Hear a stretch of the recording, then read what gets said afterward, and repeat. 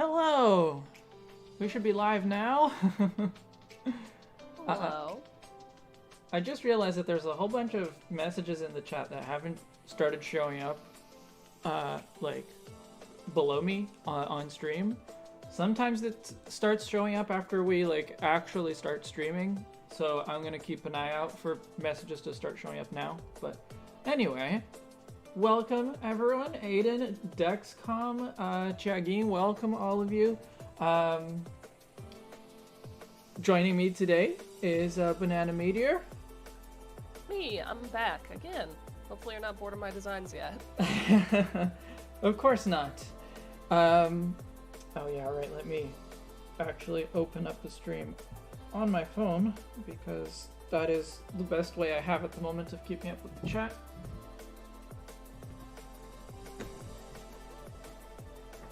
So today we're going to redesign Chansey and Tangela.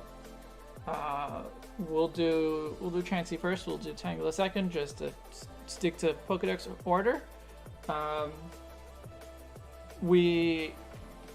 Chansey is the lead designer in this one is Banana Meteor, but on Tangela, lead designer is Infinipede, but they had a kind of last minute internet issue, and so will not be able to join us today. They might be on stream chat for a little bit, but for the most part, so they sent us their concept and sketch and such, but it's basically going to be me and Banana Meteor trying to work through Infinipede's concept.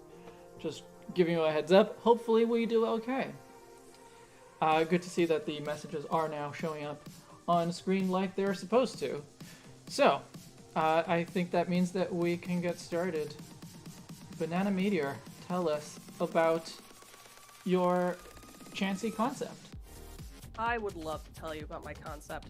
So the biggest thing I wanted to change with Chansey is the color, because while that was really great when Chansey debuted originally, now that fairy type has been added to the game, even I get kind of confused when I look at Chansey because it just has so many elements of like the Clefairy line and the Jigglypuff line that I'm like, did they retroactively change this thing to fairy? Like I don't remember. Mm-hmm. So by changing that to a little more of a normal type color scheme, I definitely feel like it reads more like that type.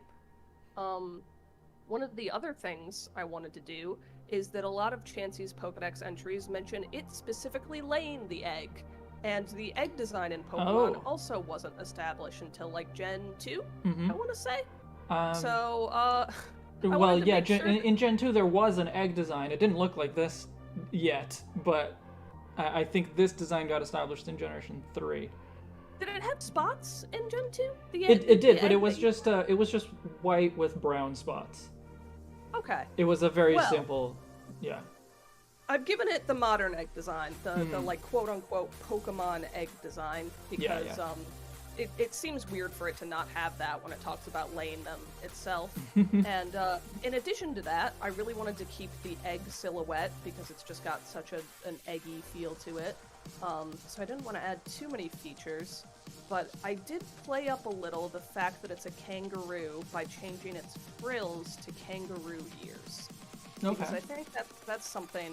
Maybe it's nice that it's a little subtle in the original design, but it's definitely a kangaroo, which I think is often forgotten. I had to remember that it got like the Lucky Punch item, because that's like not even ever something you use in competitive. Yeah. But I was like, right, it would punch because it's a kangaroo, I guess, and that's like a thing in culture, the boxing kangaroo. So I did that a little, and then finally, I just wanted to bring in like the egg white, egg yellow thing with the stomach and the overall color of it, and it's pretty simple, and I don't think it strays too far from Chansey, but that's what I came up with. Yeah, I like it. I totally agree with the color scheme. I always feel like Chansey and Blissey should have been included in the fairy retcon. Yeah, they really do look like fairy types. Yeah, and I'm pretty sure they're in the fairy egg group as well. Yeah, I would believe that. So it's a little bit confusing why they didn't. So yeah, changing it to white, to mostly white, helps to make it less fairy. Yeah. And then and there's also like Audino, which is like the Gen 5 Chansey, right? And Audino is also normal type, but Mega Audino has the fairy type. Yeah, which is funny because like the regular one's more pink and still has those frills. It's just one of those things that since they added that type, they've really made anything with those attributes feel like a fairy type now. Yeah. I do have a question about its arms though. Sure. I'm guessing you made them like bendable so that they look a little bit more like kangaroo arms?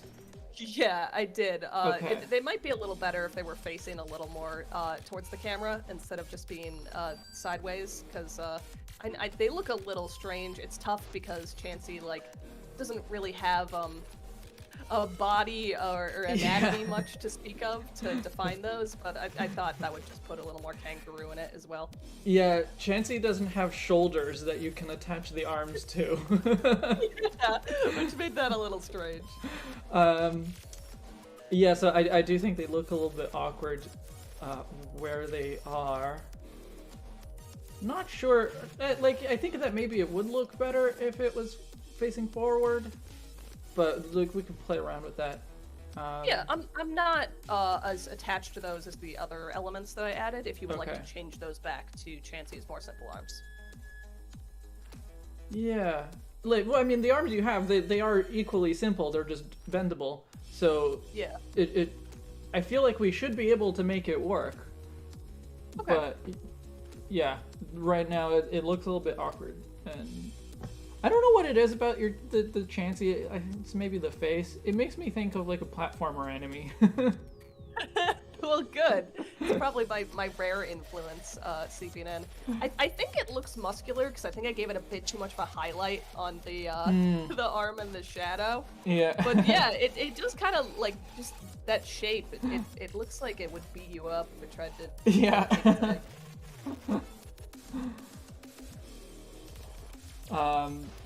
Aiden says, I think slightly modified proportions would make this design look slightly less like a baby Pokemon, and I think that's actually I think he's right. That maybe the face can be a little bit smaller relative to the body, because Chansey has a very small face, right? Also, totally fine with that. Yeah. All right. Well, let's get started, and. I mean, there really isn't like very much that I can do here. I guess like all I have to do is draw it in a different pose, or even the same pose, but just redraw it so that I can shade it. There aren't many poses Chansey can do. No, Chansey really cannot do a lot of poses. Would it make sense to do something like the Blissey pose, where it's kind of like jumping, especially if you want to emphasize the kangaroo aspect of it? To do that would be great. Okay, we'll try that. And then if the arms are actually, yeah, whether the arms are outward like Blissey, or even if the arms are facing forward, either way I think it'll work better.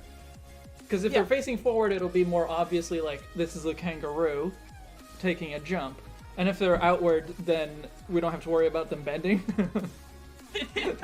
So either way, we decided to put them. Let's try to face them forward and see how they look. Okay. Because I think if they're not cradling the egg, sort of like the pose I referenced in the top left, they might feel a little more kangaroo-y. Okay. Let's see. I think I can just hide everything. I'll keep the Blissey around just so that I can reference the pose, and I'll make this smaller, proportionally smaller.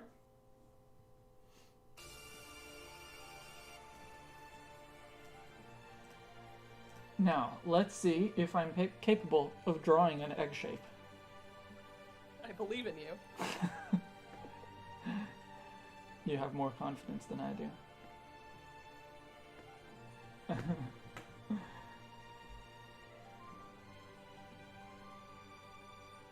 maybe actually, yeah. Normally I don't sketch with smoothing options on, but Chansey has a lot of very long, very smooth curves, so I feel like if I tried to freehand it, it would, to just totally freehand it, it would look way worse than it should. It's such a simple design that I feel like even just me making the face bigger, just like totally threw it off. It's very tied to what it is. Mm-hmm. Yeah, it's. I'm surprised and kind of impressed that you were able to change it so much while still keeping it fairly looking like Chansey. I think it's really the silhouette. Like, it's just such an egg. Yeah.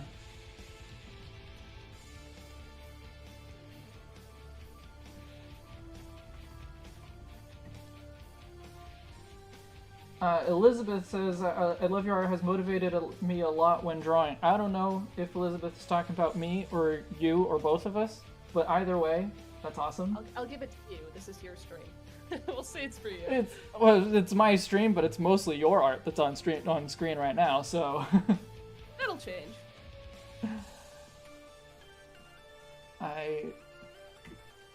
I did not successfully make this smooth enough, even though I turned on smoothing. Let's actually make it less smooth. To reduce the smoothing.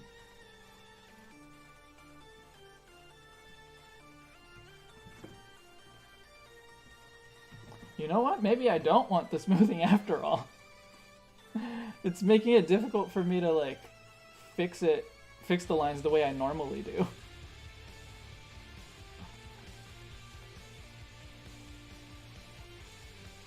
If I can freehand an egg, you can freehand an egg. I believe in you.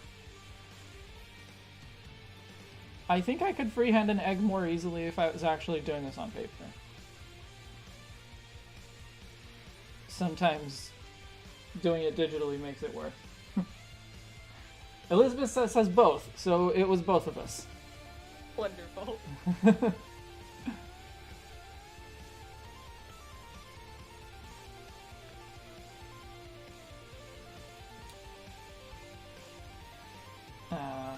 Right, we're gonna do it jumping, so I'll put the feet kind of a little bit backwards.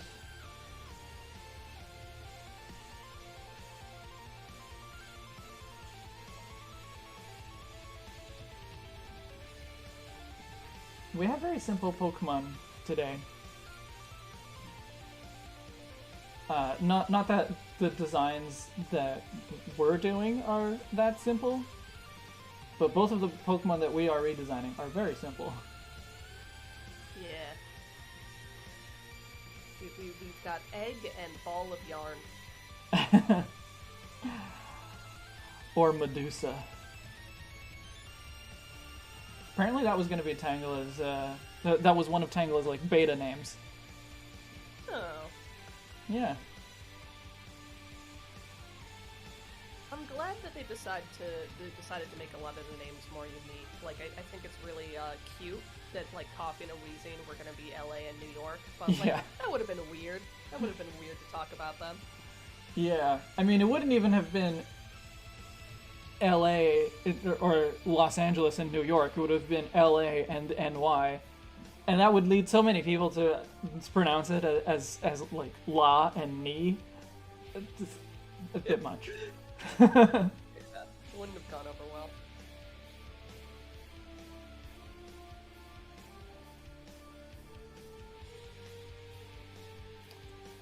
As usual, people,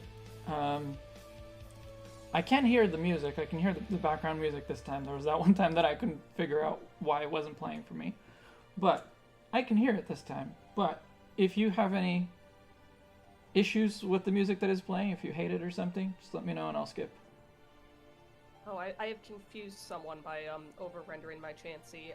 No, this is just the concept over here. I just really like to color my stuff and shade it, so Libris takes my concept and turns it into something more in line with the style of the whole project.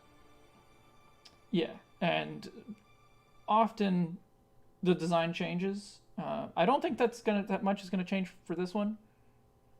Like the arms is the only thing that we talked about, but often the design does change a little bit from sketch to final. So.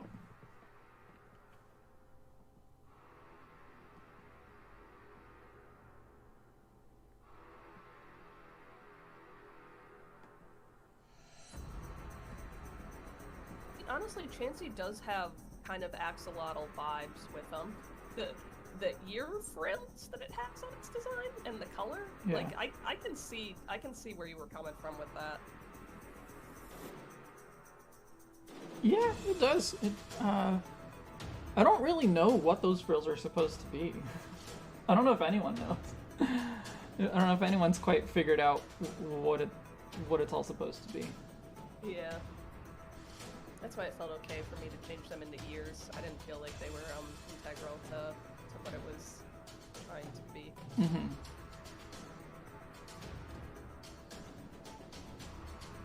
So Whooper is supposed to be an axolotl, right? Am I correct in that? Well, I mean, that's how a lot of people interpret it. I don't, okay. Because an axolotl is a specific species.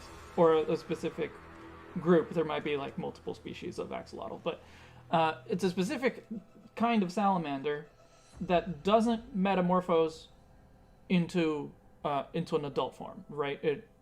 It spends its entire life in what for other salamander species is the juvenile stage. But Whooper does metamorphose into an adult. So would an axolotl Pokemon only work for you if it was a one-stage Pokemon? No, it could metamorphose, but it would have to keep the axolotl, elements. If Quagsire had the external, gills, you know, the like antenna-looking thing on the side of the head, if Quagsire still had that, I'd buy that more. But right, but there's other Pokemon that change species, of course, like Mudbray to yeah, but there are non-axolotl salamanders that have the external gills when they are juveniles. Like the axolotl is not the only one that has external gills. And I might be misremembering here, but I'm pretty sure that the giant salamander, which is what Quagsire is most likely based on, pretty sure the juveniles of that species do have the external gills, so... Now I gotta look it up. Yeah. Now I gotta know. Yeah, I could be misremembering that, but I know that there are salamanders that...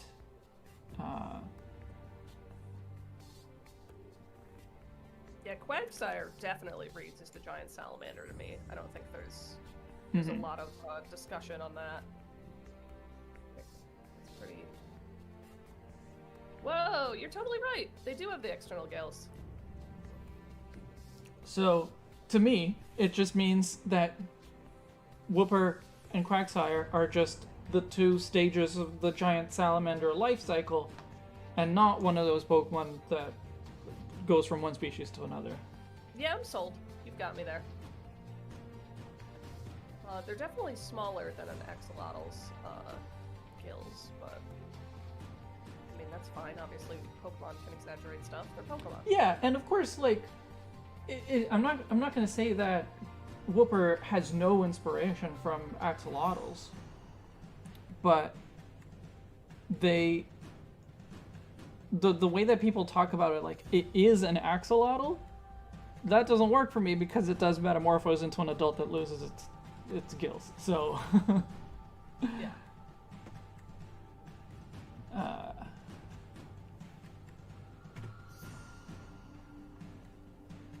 So arms. I'm pretty sure I'm gonna want to adjust proportions for a whole bunch of stuff here, but don't worry, we're not judging. but I want to work out like arm positions, and then we can try to adjust things to whatever's going to look best.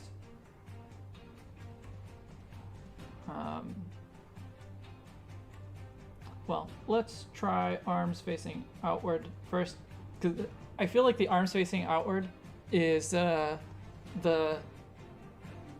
like, if we can't figure out how to make them work facing forward, we'll just put them facing outward. That's going to be easy. Yeah, I feel ya.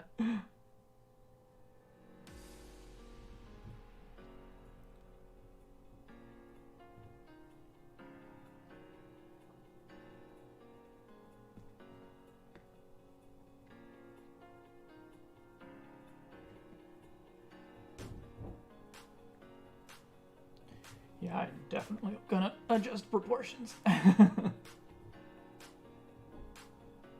Yeah, to me, Mudkip definitely pulls inspiration from a mud skipper and an axolotl. It's got like a lot of different inspiration in it. It's kind of just like yeah, some sort of amphibious salamander type guy. Yeah, like the name definitely references mud skippers, which are fish, I believe, right? They are. Yeah, and the type bean, of course. Sorry? And the type bean. Or yeah. like the water crown as it goes on. Yeah, because the mud skipper lives in water that is like very, very low oxygen, right? So it has a lot of, I don't know, silt, mud, and stuff in it. So I believe that's it, but it seems pretty obvious to me that Mudkip, the whole Mudkip line, is not just a fish. None of them look like fishes, although they have like little fins. But yeah, they're probably amphibious. Yeah, probably some salamander thrown in there as well. For sure.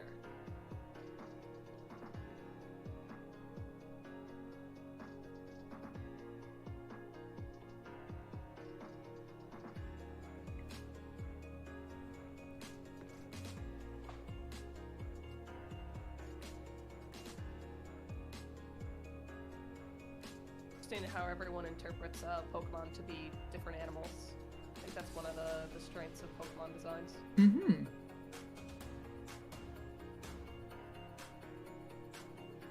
And not just different animals, but different inspirations as a whole, right? Like, yeah.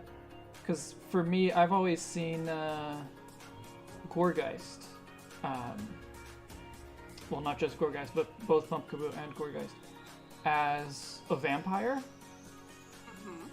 Because it goes from like a bat-looking pumpkin to a humanoid-looking pumpkin, and it has little fangs and everything. That makes sense. But I almost never hear people referring to it or talking about it in that angle, in that vein. And like obviously it's just a general Halloween Pokemon because it's got bat, it's got cat, it's got pumpkin. Right, it's got ghost, so yeah. It's like the Halloween Pokemon. But yeah, I always saw it as a vampire, and I don't see a lot of other people treating it as a vampire. Now that you've said that, I definitely see it. I see where you're coming from. I wonder why no one else views it that way. Mm-hmm. Yeah, I don't know. Because to me, it's just like Pumpkaboo, like the top part of Pumpkaboo, to me is definitely a bat. Like it's kind of like a cartoony, Halloween bat, where it's kind of like Zubat, right? It's like it's just the idea of a bat and not actually a bat. Yeah. And then it becomes more humanoid afterwards. How is that not a vampire? It's clearly not just a pumpkin. It's supposed to embody like a lot of different ideas from Halloween. Yeah. The big point of contention with me and other Pokemon fans has always been that I intensely believe that Entei, Raiko, and Suicune are cats. And every once in a while, I will run into someone who insists that they're dogs, and we will just have to have it out.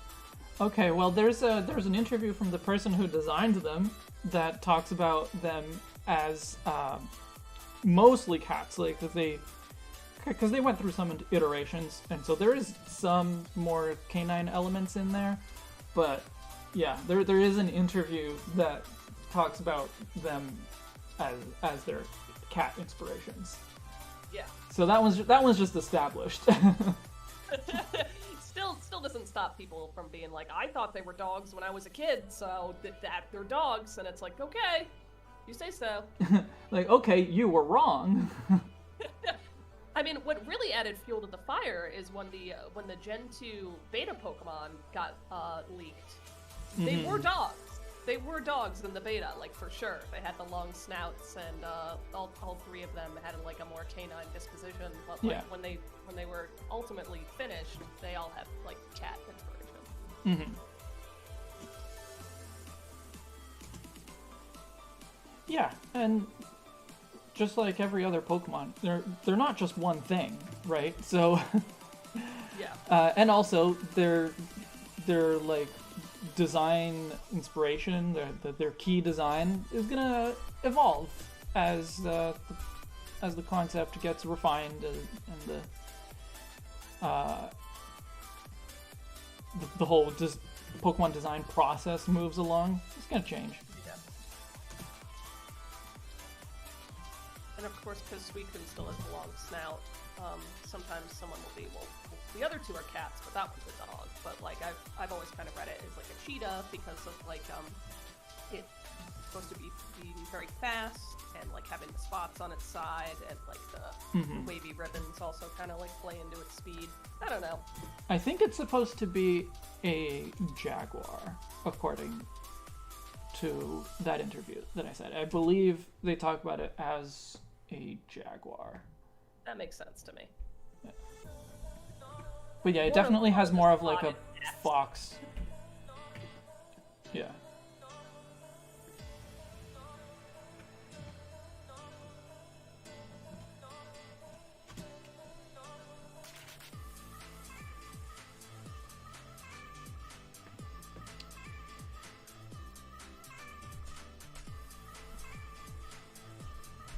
Now, was the lore in the Burning Tower too that they were originally supposed to be like Larion, Jolteon, and Vaporeon? No, that was never established in the games. That's a very common theory. Yeah, it's a very common theory because the types match up perfectly, and there's the Kimono girls, right, who use all the Eevee evolutions.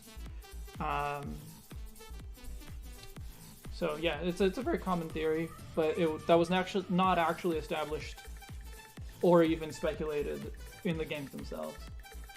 Do the games say that they used to be Pokemon that were reincarnated, even if they don't imply what those Pokemon were?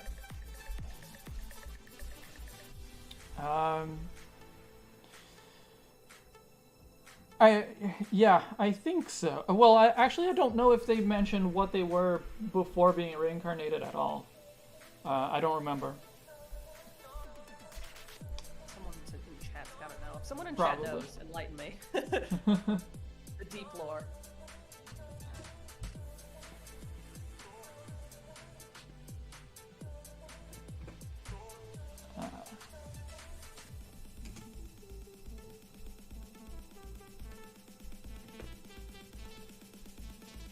What do you think of the arms? I'm struggling with them a little bit. I think the tips of them should be tinier. It should definitely have a little more length in the arm than the quote-unquote hand part. Okay. But you like that pose? Here's the other version that I did before that I didn't like as much, but I guess it's a little bit closer to what you had. The hands are still bigger and I can make them smaller, but... Yeah, it's more for me. Okay. Maybe if they were closer together, but I like the shapes of those arms better.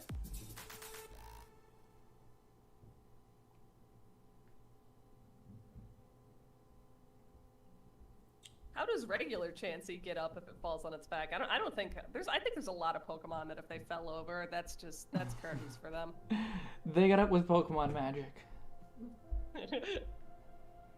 They just will themselves back up. Yeah.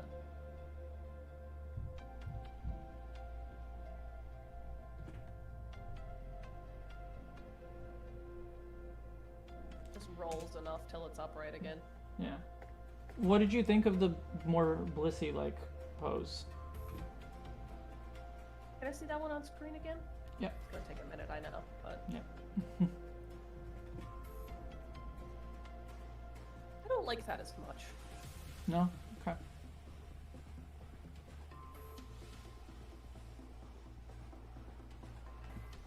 Alright, well, that's your concept, so you get to decide.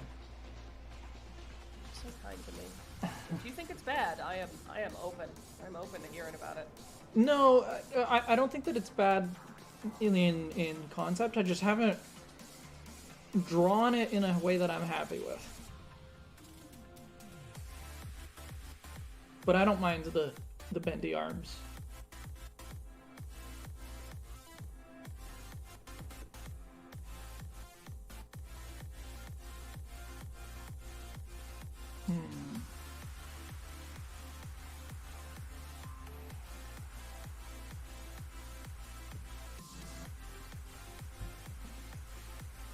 I'm just gonna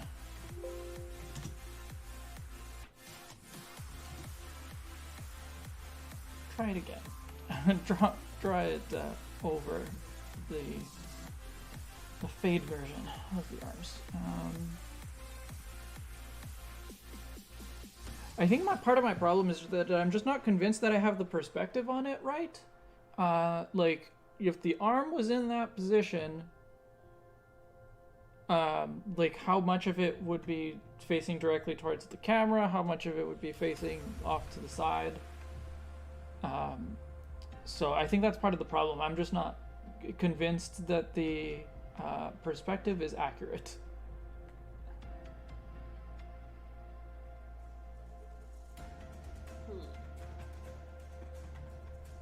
I think the ones you're working on right now look fine.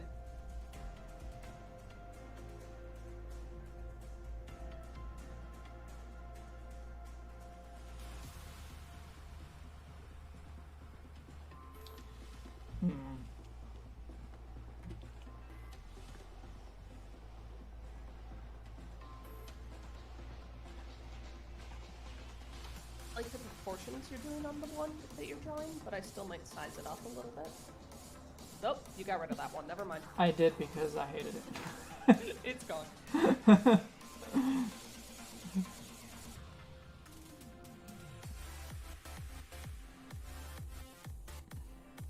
There's a new version coming to you shortly, though.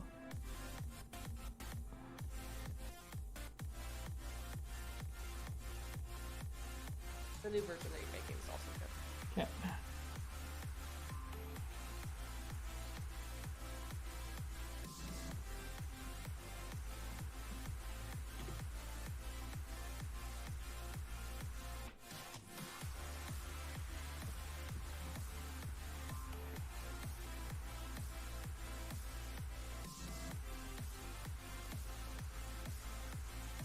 I like this better. Maybe a little bit bigger. Yeah, just a tad.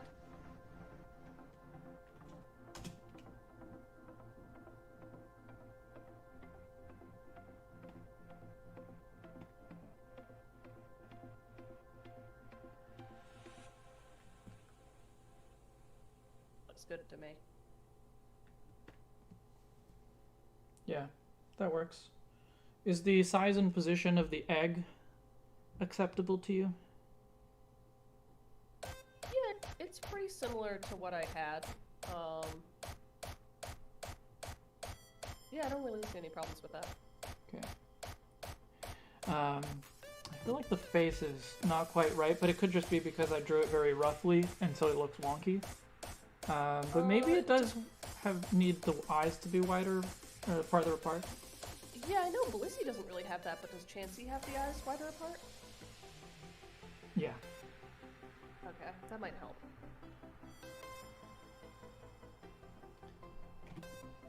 Yeah, Chansey has the eyes basically like on the aligned with the outside of the mouth. Yeah, I think that's what I did on mine, but I just made the face a little too big. Oh, yeah, that already looks so much better, honestly. Yeah. I did add the little top lip to my Chansey, which I think is something only Happini has, but I saw that and I was like, I like that, that's good. Okay, I will put that back in.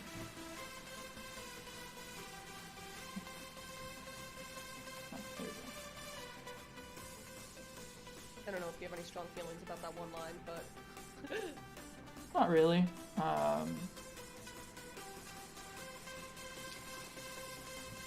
I guess I thought that made it look less like a Pokémon. I thought that made it look more like a platformer enemy. But if Happini has it, then I'm okay with it. Okay. It's established in the lore. It's in the canon. Exactly. I'm gonna move the eyes a little bit closer together, but just a little bit. That is fine. I think they might need to be a tad longer. It's just so tricky. It's such a simple expression that I feel like you like totally have to get it on point for it to read as Chansey, but like you're very close. Yeah, eyes need to be a little bit like taller, right? Yeah.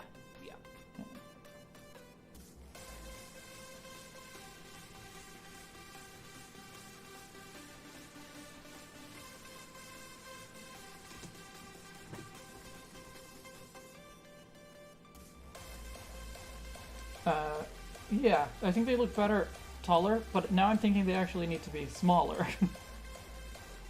Okay, that's fine.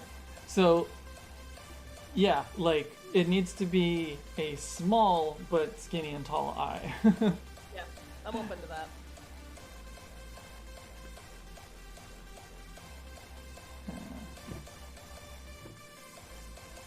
No balancing act. Mm-hmm.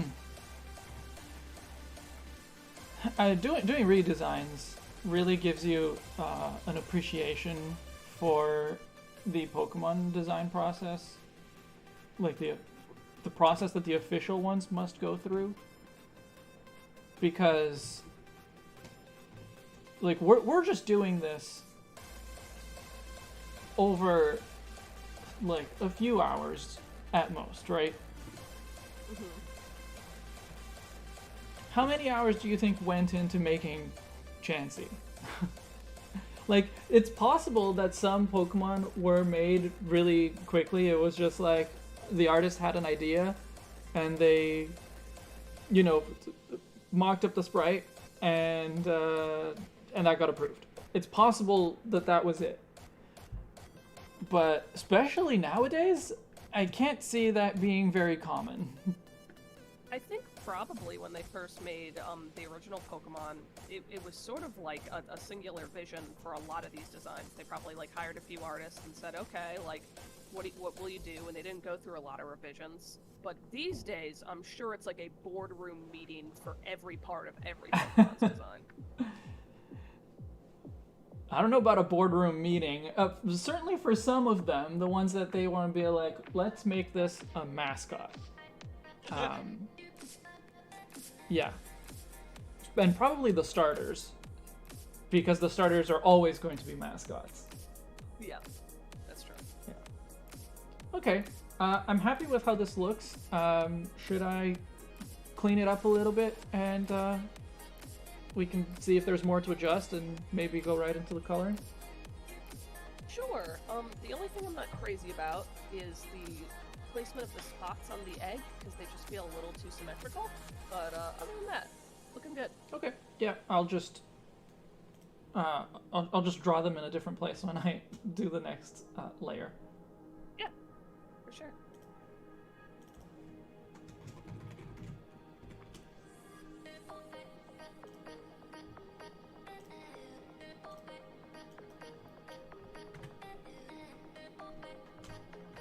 I was wondering, actually, if this stream is going to end up being a little bit short. I don't think that it's a problem for the stream to be a little bit short, honestly. Art streams, I kind of like them when they're shorter. They're less exhausting, but... We had two kind of simple Pokemon, so... Yeah, exactly. They're both very simple Pokemon, and they're both, like, single stage. So, because when we do multiple stages, often we do, like, we figure out one stage at a time, but then we also go back and review things to kind of get them more in line. And since in this case we don't have to do that, it's just, here's one Pokemon, we're done. So, yeah. Yeah. Interesting question, Max Power. I mean, keep in mind we eat birds, and bird meat just tastes like chicken, so probably just tastes like meat. I wonder if Chansey could taste like boiled eggs. Oh. I wonder if Chansey's... Sorry? We eat lots of things in the real world that lay eggs, and it's just... It's true. Neat. And almost everything tastes like chicken. Yeah.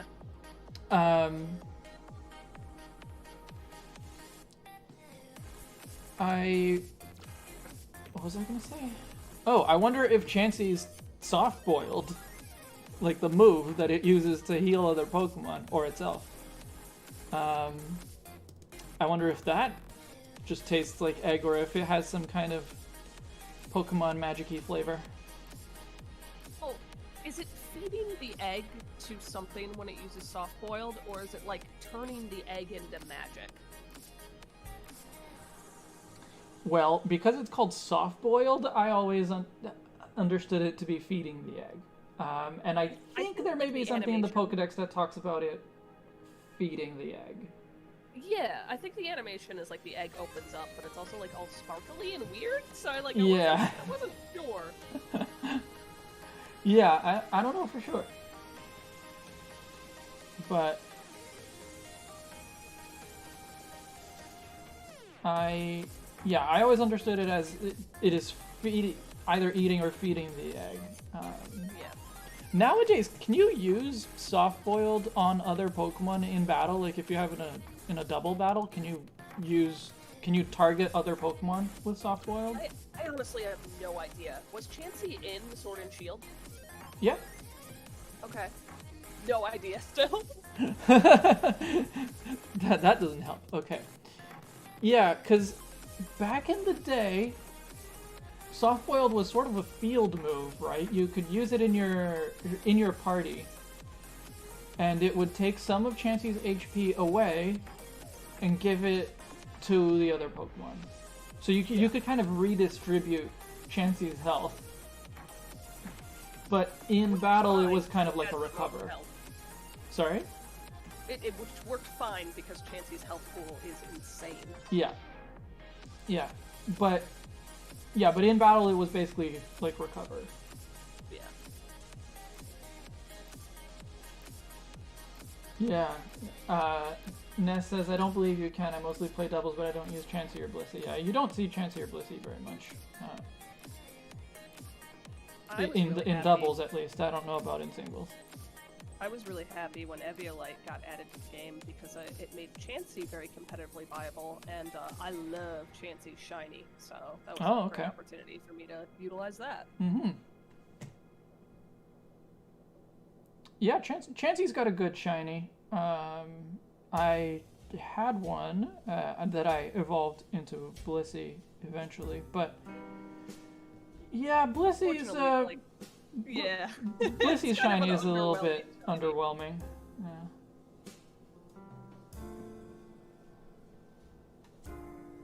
It's a shame that it's not that fun to use defensive Pokemon in a playthrough, because one of my favorite newcomers to Alola was Pyukumuku.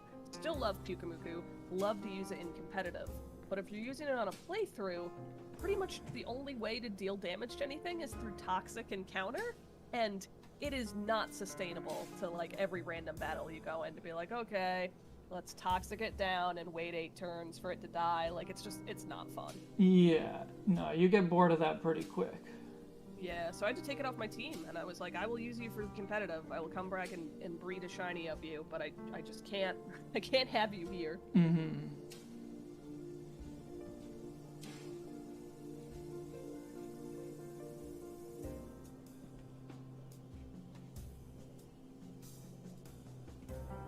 Yeah, your kangaroo ears look good. I had a bit of a problem with mine where they looked more like cat ears for a bit, and my husband had to like come in and be like, fix this, and I was like, oh, you are correct. Thank you. Cerebi says that soft-boiled only hits yourself. Okay. I don't think that you can even use it like in your party anymore. But that's kind of too bad.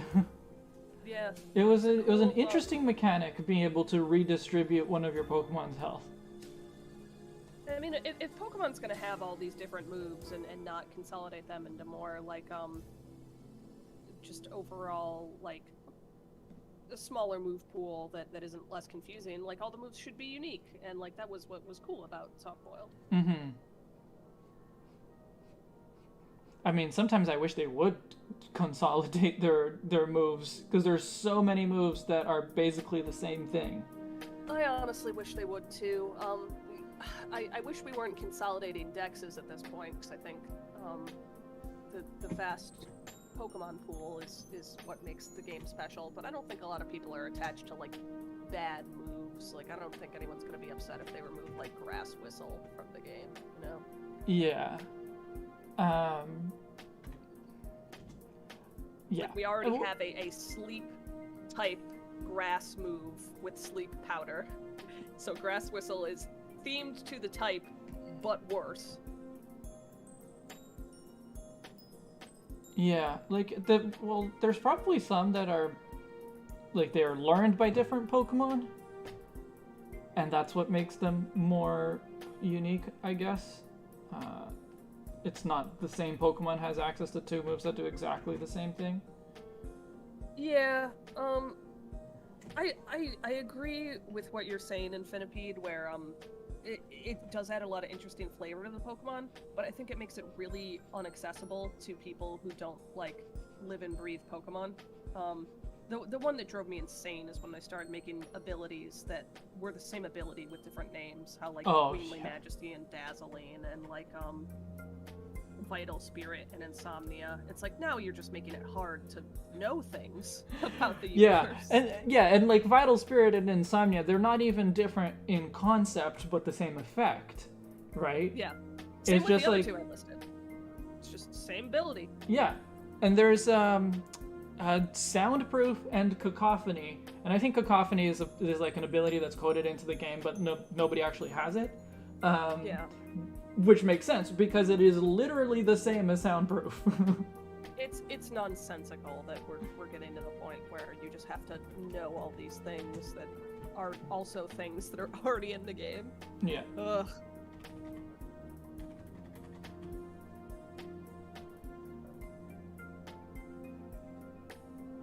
I know there's more. I can't draw them to memory right now, but they're there.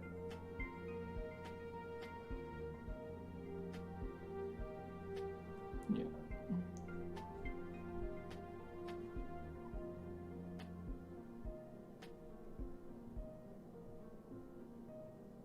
Yeah, max power, I think one of those is Delibird's like hidden ability too. So if you go through all the trouble, you get an ability it already has. Delibird kind of at least makes me laugh because it feels like the pinnacle of we made a Pokemon that is totally useless, and they just kind of leaned into that. It is totally useless. Yeah.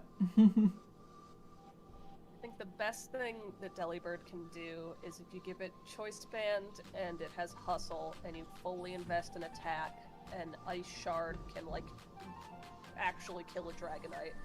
Oh yeah, I sometimes forget that or I actually often forget that Delibird can get moves that aren't present.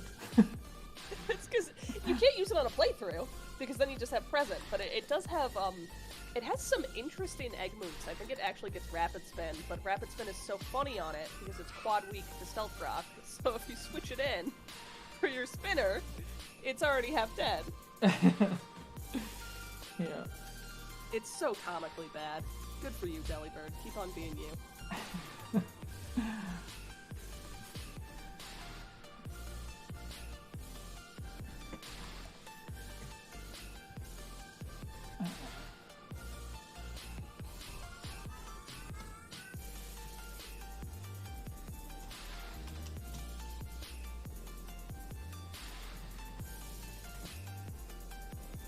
Looking real good. I really like the way that you cleaned it up. Yeah, I'm pretty happy with it as well. Just shading in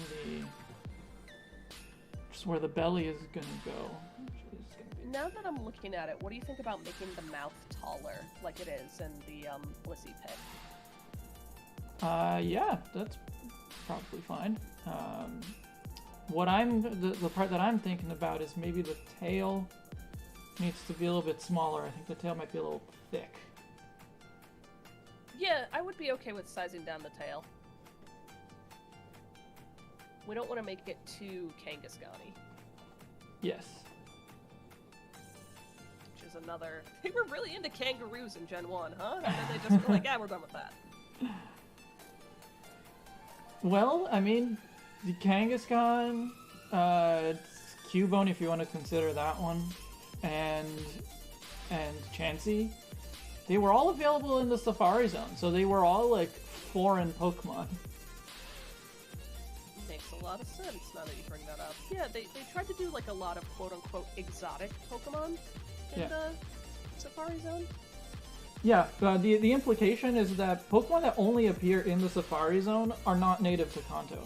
So they were brought in for the Safari Zone.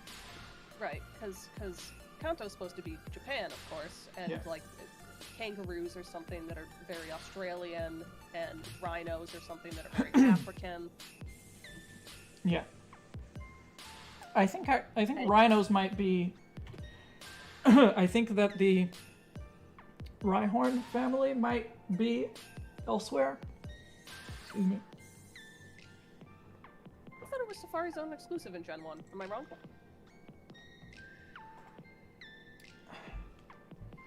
You might be right. I think it might have appeared in the Victory Road, but I'm gonna look it up. But I could just be getting it mistaken with Generation 2, because it definitely does appear in Victory Road in Gen 2, so. Find out.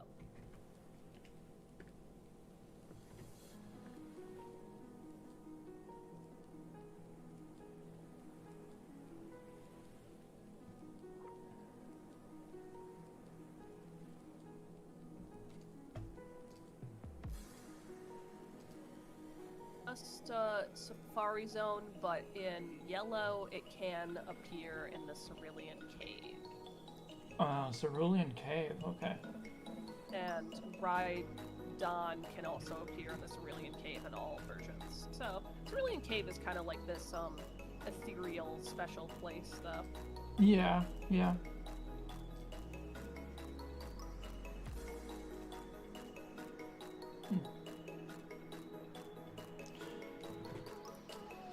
But yeah, there's like Tauros, Kangaskhan, Chansey, and maybe some others that only appear in the Safari Zone. Oh, I think Scyther and Pinsir too. Yeah. Okay, so let's see the taller mouth.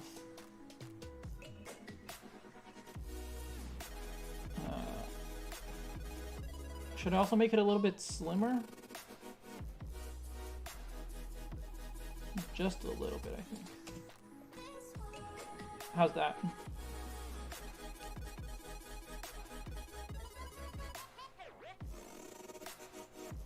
Yeah, that looks good. Okay. I think the only thing I want to change about it is make the lip curve tighter again. Yeah. Yeah, that's but gonna look good.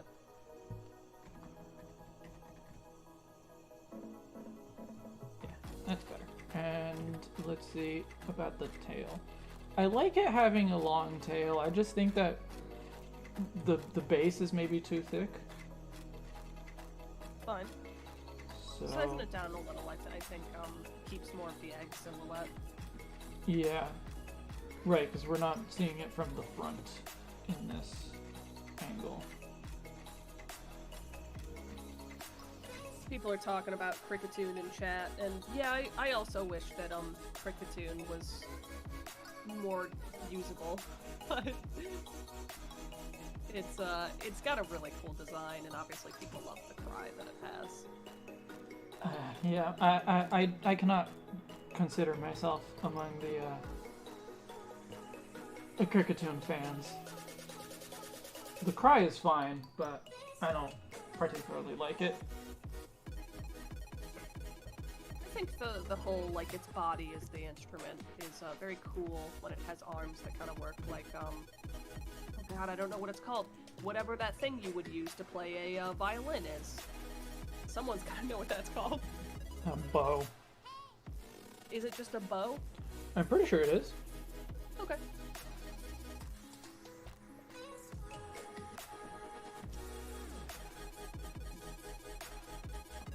For me, Yeah. I don't really mind if Pokemon in the universe are all pretty usable, because I like to play competitive, and I think it's okay if they all start out kind of bad, because, like, you want to raise them up and you want them to feel like they became more powerful in your presence. But I like when things aren't too aggressively bad, unless it's funny in the case of Delibird. I think it would, yeah, like, I think it would be interesting if every Pokemon had a thing that they were good at. Not necessarily the best at. Yeah. But if every Pokemon had a thing that they were good at, that would be pretty cool. But I think it's totally okay to have Pokemon that are just not good in competitive, because not every... Like, battling doesn't have to be the strength of every Pokemon. Like, Chansey is good in battle, but if it wasn't good in battle, it would still be, like, the healing Pokemon. It would still be good at being a nurse. Yeah. Like, lore-wise stuff. Yeah. I'm definitely more of a battler, so I don't want anything to be too bad, but I see where you're coming from. I'm a world builder, so...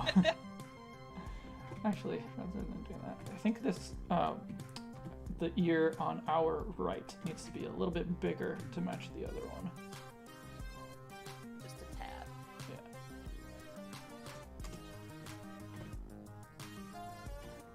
Yeah. Okay. Yeah, I love it. I love what we've made. It's a cute Pokemon. It's dang cute. Cool. So let's give it some color.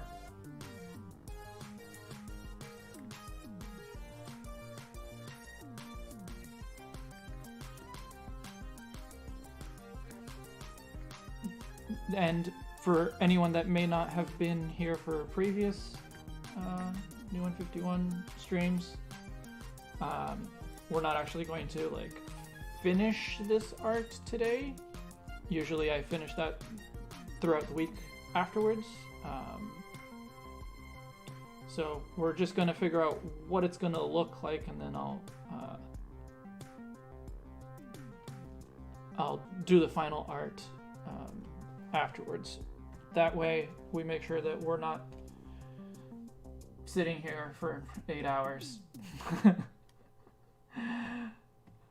I don't think 8 hours would... I don't think that any of the Pokemon that we're doing today would take 8 hours, but there's been 8 hour streams before for other redesigns, and it's a bit much.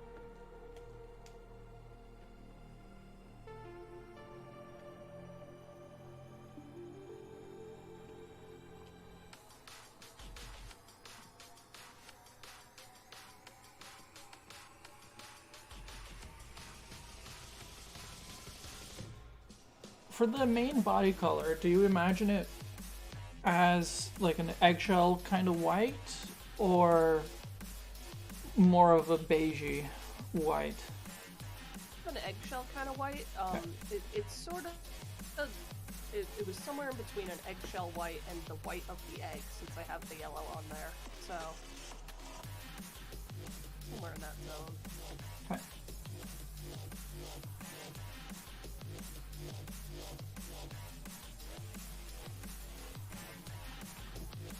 I know this is too dark, but it'll be easier for me to apply it too dark and then lighten it to the right color than if I apply it in a light color and then I can't tell where I put it. Yeah, that's totally fine, don't worry. Yeah, I'm glad you like the colors, because I think that's my favorite thing that they did with this design. Yeah, I think it works, and it's kind of funny because it makes it look like an egg too. Maybe that's actually part of why it looks like a platformer enemy. Because it just looks like it's like an egg animal. And I don't know, that's kind of a platformer vibe. I brought too much of my Viva Pinata Fruitimal vibe into it. Not too much, I don't think. Okay, good. And I think that rendered in the more Pokemon style, or just the style of the project, which isn't quite the Pokemon style, but is a little bit closer to it, I think it'll help it look more like a Pokemon then.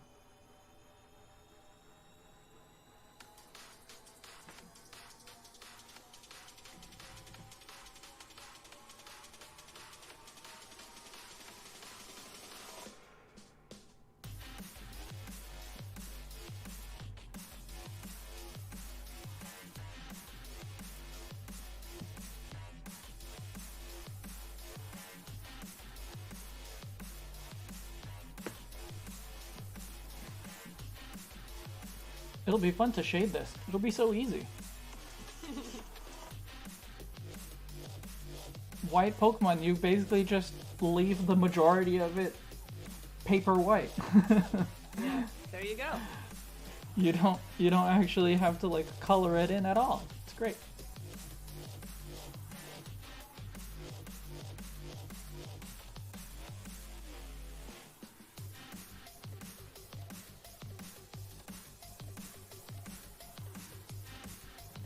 I'm just stealing colors from your drawing, by the way. Please, by all means. Not coming up with any colors. That's what I do when I draw digitally too. I'm like, I don't want a color mix. I'm just gonna find a picture that has the colors I want to make them.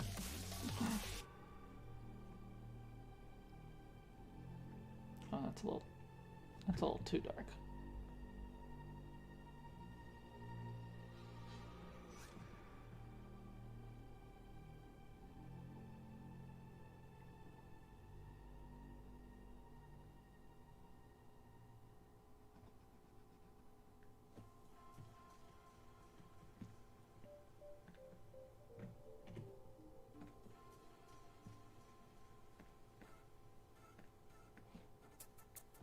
Really works. I just realized.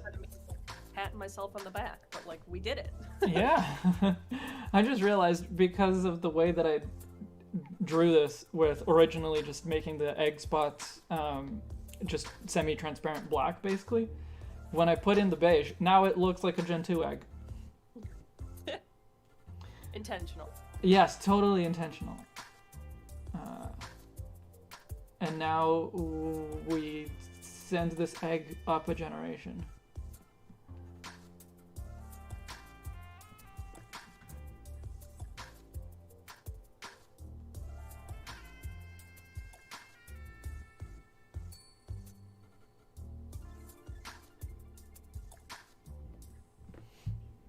Okay, let's adjust to the body color to be more what we're looking for.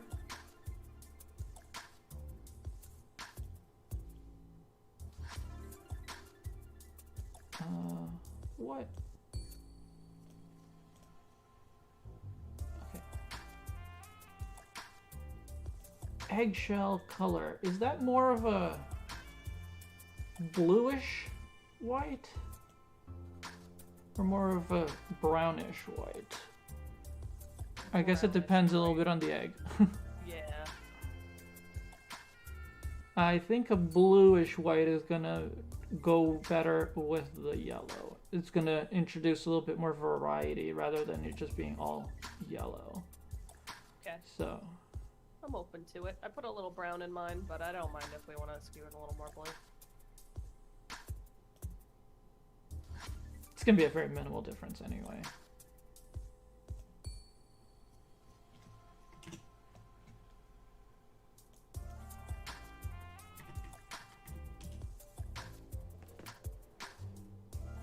How's that? Should I make it lighter still? Oh, I like that. I like that. That looks good. Okay, I'm just making sure that what you're seeing is also what I'm seeing.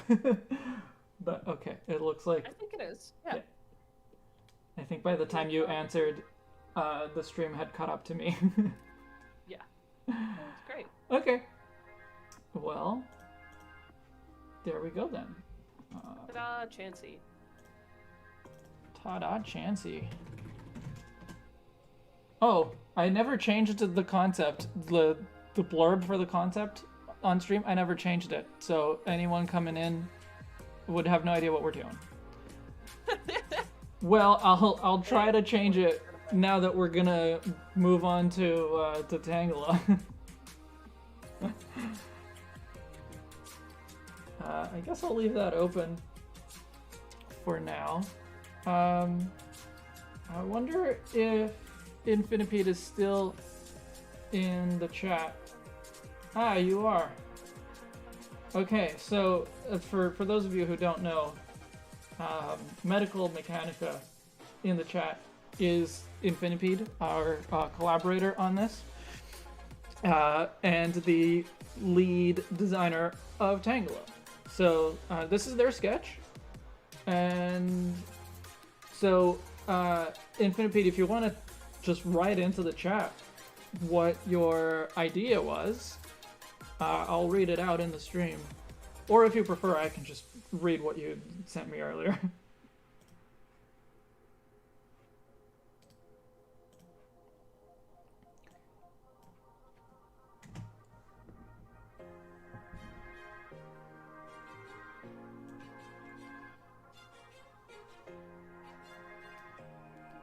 And in the meantime, I'll try to figure out what I'm gonna write in the concept blurb. What the heck? No shoes. Of course, someone was gonna ask about that. Okay, so I'll just read what you sent earlier, which I have to go get. We had Jenkins. We had the same response too. I knew that Infinipede was not going to give it shoes because they've talked about it before, but so that was not a surprise for me. But I knew that it was going to come up.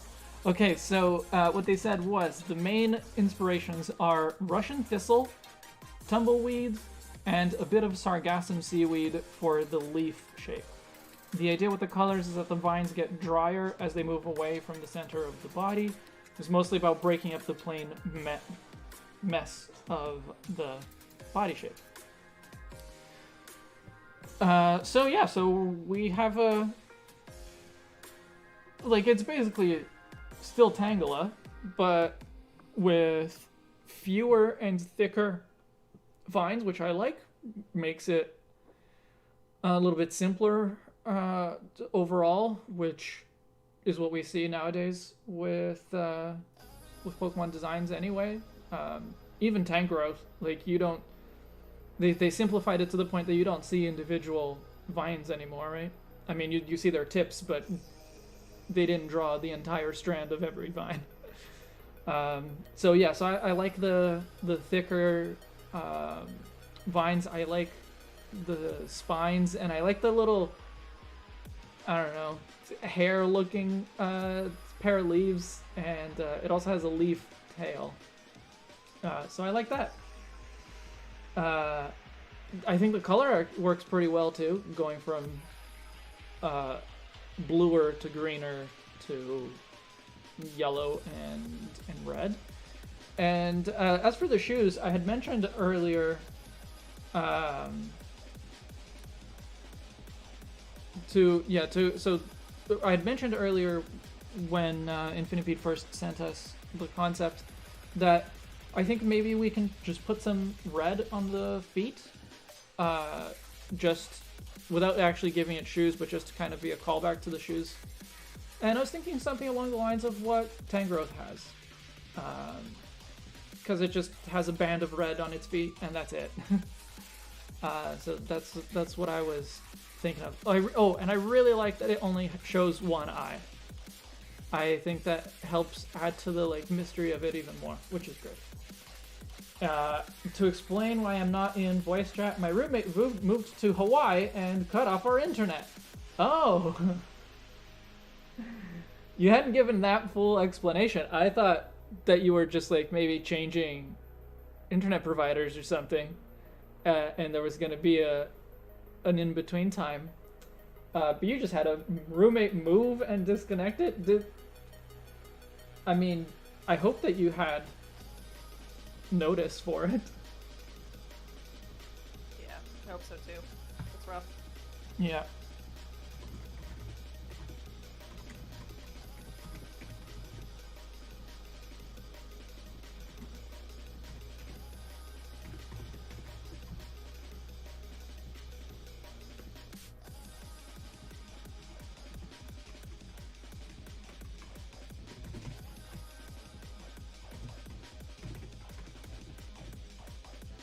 Oh, and I also like that you referenced the seaweed, because, and correct me if I'm wrong, but I'm pretty sure in Gen 1, the only place that you could find the Tangela was in the patch of grass south of Pallet Town. So, it's in essentially it's in a beach, right? Yeah. Because you have to surf to get to it, whether you're coming from the north or from the south. So even though I never necessarily thought of it as a seaweed Pokemon or as being related to the sea, I like that is a connection there.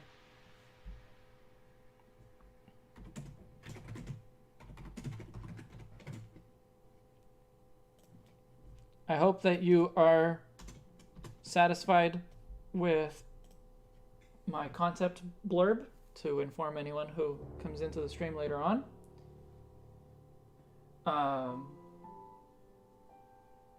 Some early Dex entries reference it being seaweed-like. Oh, okay. Yeah, I didn't know that. The thicker vines also remind me of snakes, which ties in with the whole Medusa thing. I mean, yes, but I think they always reminded me of snakes, so... I think the thin ones on the middle Tangela art there definitely read more plant-like than snake-like. I guess so. So, what kind of pose do we want to draw this in? I really like that middle Tangela, actually. Yeah, it's about as dynamic as a pose as you're gonna get from Tangela. From Tangela, yeah, basically. Unless you draw it actively using its vines, right? Stretching out a vine or something like that. But yeah, I really like that middle pose, so we can go with that. It's a Tangela. It's not a particularly complex body to to figure out the pose for. Yeah. And it's also nice that with the vines, because the vines don't have to be in any particular orientation, except I guess the one that goes over the eye and the other one that kind of curls around to the bottom of the face. like they don't need to be in any particular orientation, so I don't need to worry too much about getting the perspective to match your sketch exactly right. So yeah, that's that'll make sense. That helps as well. Yeah. So which Tangelas do I want to hide?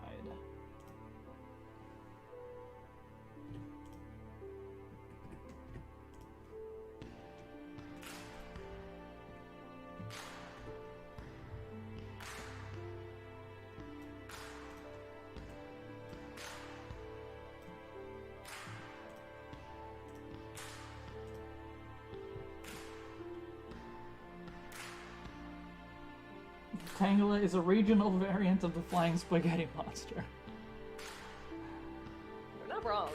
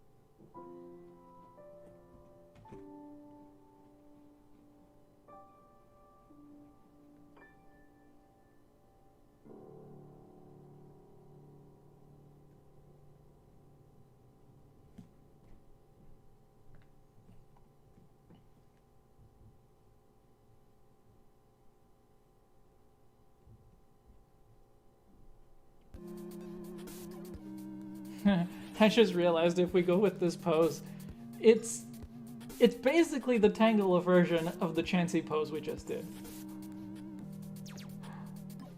Wait, we picked these two like Pokemon that are essentially just orbs with feet. Yeah. So what can you do? They just happen to be side by side in the Pokedex. That's the reason we're doing them together. Whereas for some of the future streams, I think we'll combine some other single stage Pokemon as well, but we'll maybe combine them by like which ones are counterparts or which ones are grouped in some other way. Yeah. This one, no, they were just side by side in the Pokedex, and they happen to be orbs plus.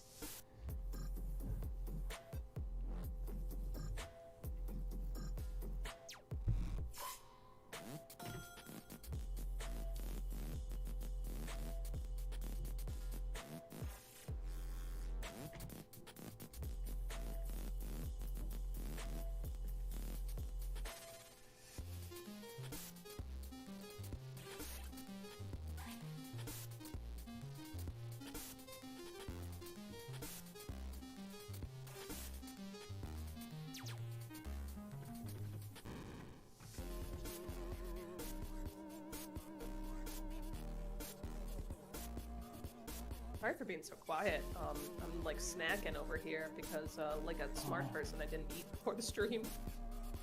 Well, I'm jealous. I mean, I ate right before the stream, but snacking is nice always, so I'm still jealous. You should get Indigo over there to just shovel food into your mouth while you draw. Yeah, that would be great if she wasn't working. Ugh. How dare she?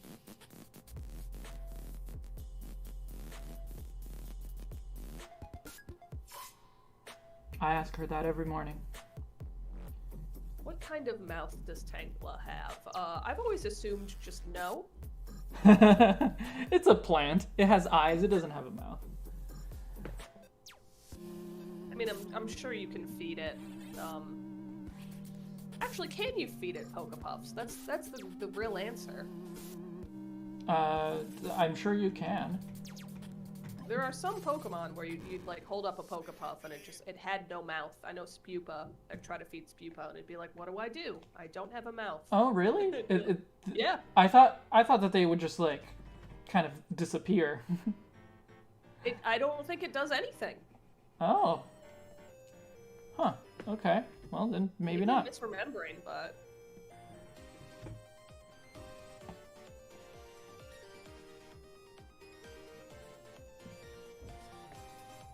I drew the eye on the ball just as like just to be as a reference of where the eye would go, but now the size of the eye is bothering me, and I need to remove it and make it bigger.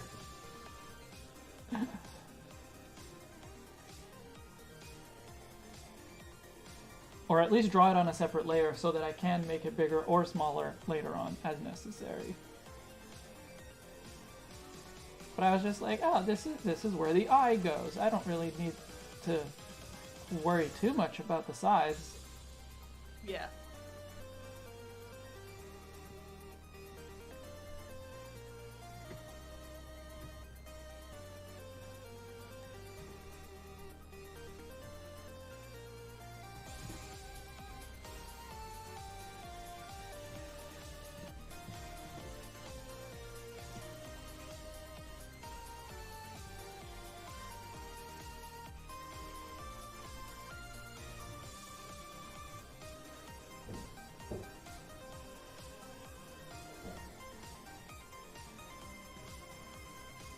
So upon looking it up online, it seems like there's just this weird thing where all second stage bug-type cocoon Pokemon just don't eat Pokepuffs. Okay. I guess that makes sense. But I think like Swadloon falls in that category, who like clearly has a mouth. Oh, yeah, okay, that makes less sense. Yeah. Also, Shedinja won't eat Pokepuffs, but that's totally fine because it's essentially a ghost. So yeah, Shedinja is the most like actually not a living thing ghost type Pokemon. Because for the most part, and I Shedinja as well, but for the most part, like I consider them as just they're not actually dead. Like any ghost type Pokemon, they're not dead. They just have like ghostly powers. Yeah. And, like, they can all reproduce, or most of them can reproduce, so... Whereas, like, Shedinja, like, I don't think Shedinja has, like, a soul. It is just, like, a thing.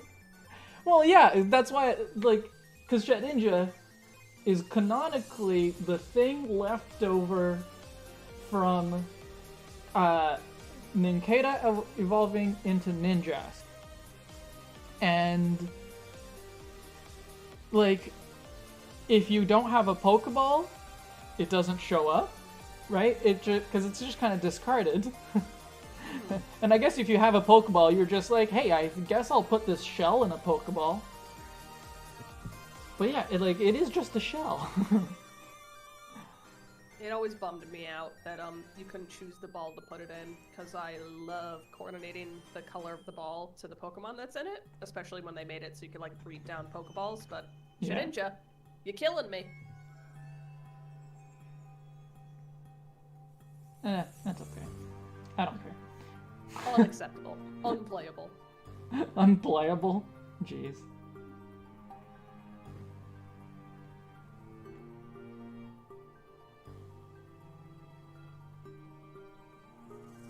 Poor Shedinja getting rejected for something that it has no control over. Its whole life, though. I guess so. I don't know if it has feelings to care. It doesn't have feelings to care? I don't... Shedinja? It's, like, so empty. It is literally an empty shell.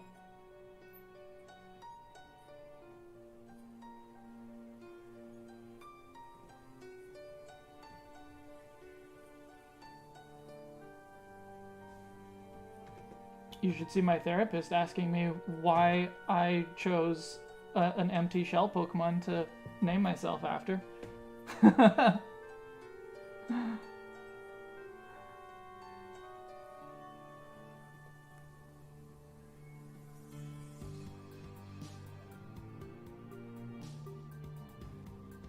really like Shedinja too, Infinipede. It's just like, it's one of those weird Pokemon.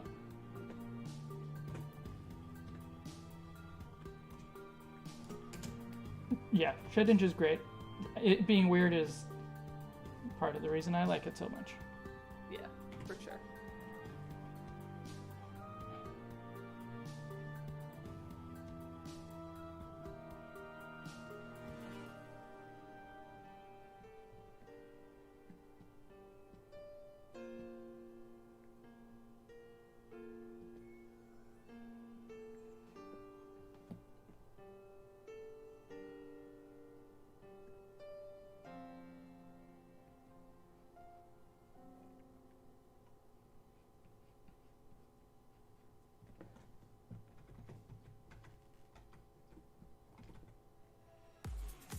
based on the way that you've kind of positioned the eye, it almost seems like you have made a one-eyed Pokemon. I think it's reading more like that.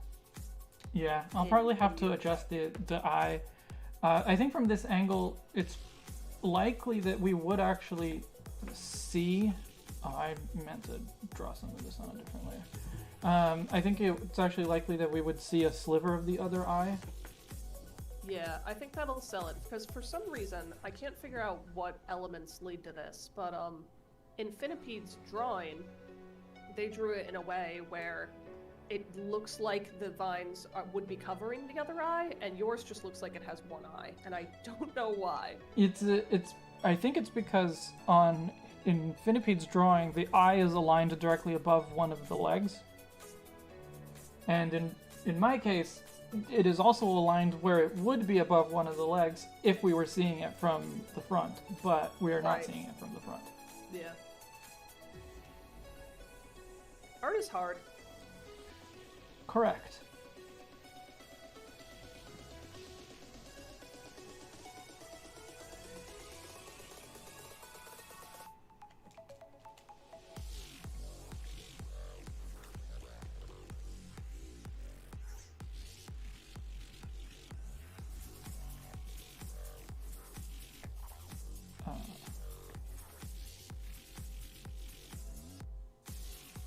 Yeah, so I think I'll probably want to move the vine that covers the eye a little bit so that we can put another eye underneath it.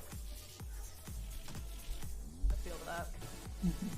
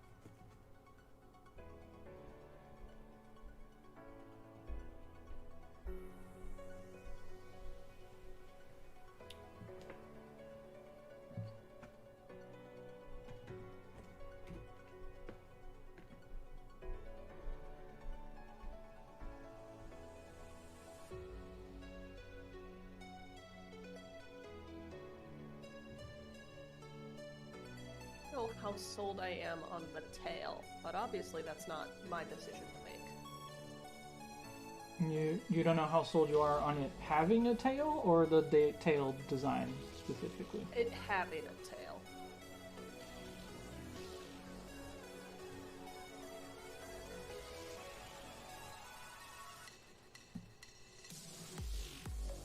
Yeah, I don't mind it at all. Kind of like it actually.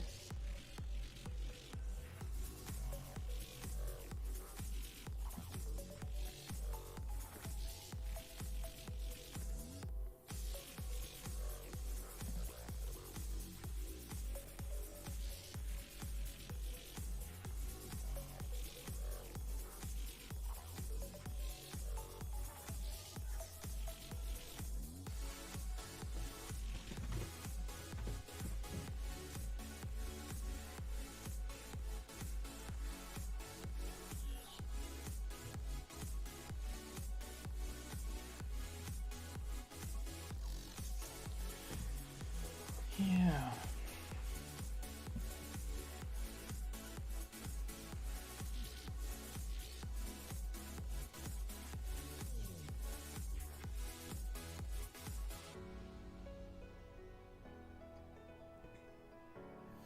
We might need a better way to show like where its chin essentially is, because I think that's part of the problem right now, because it doesn't look like it's leaning forward. What if we, the swirly vine beneath the left eye, what if we kind of scaled that back a little bit and you could see a bit of the black body underneath that?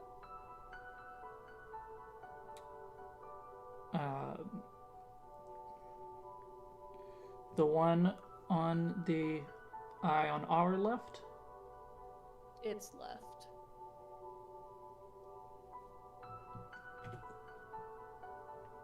So the one that curls around the eye.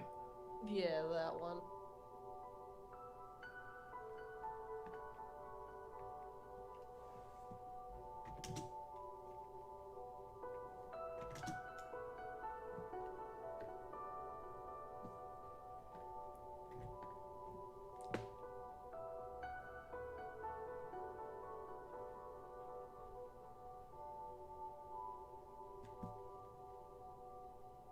Oh, whoops.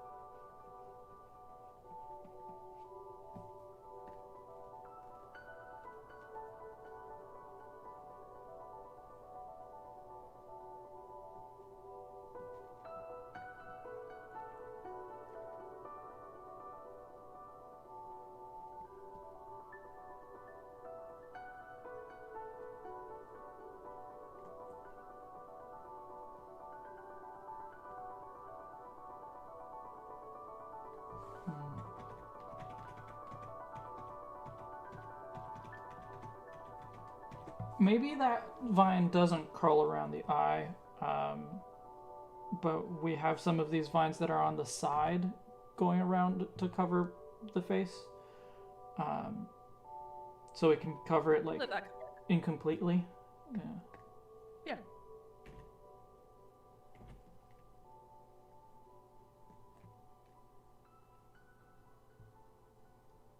Because Infinipede has designed it in a way where it's vineless on the bottom, it sort of reads more like hair. Mm-hmm. Which I know was what they were going for, because they wanted to lean back into the Medusa concept a little bit, so.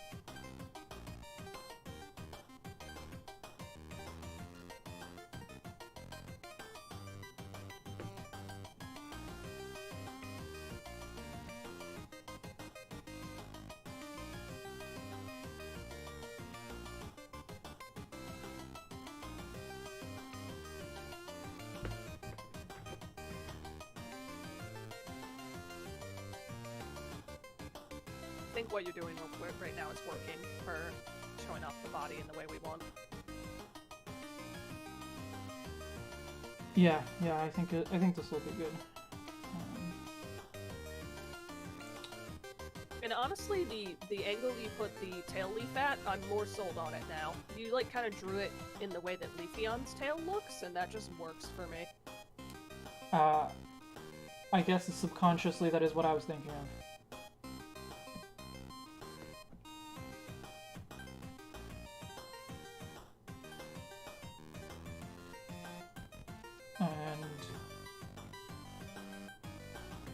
For the feet, what do you think about just having like a red band on the soles?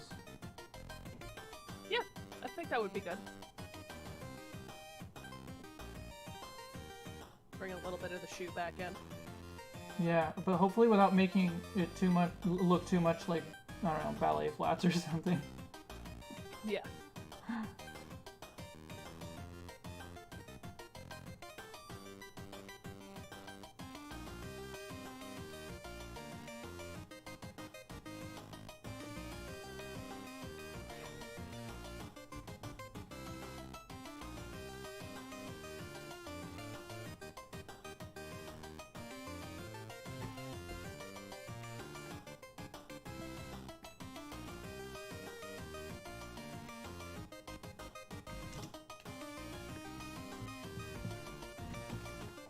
think I need to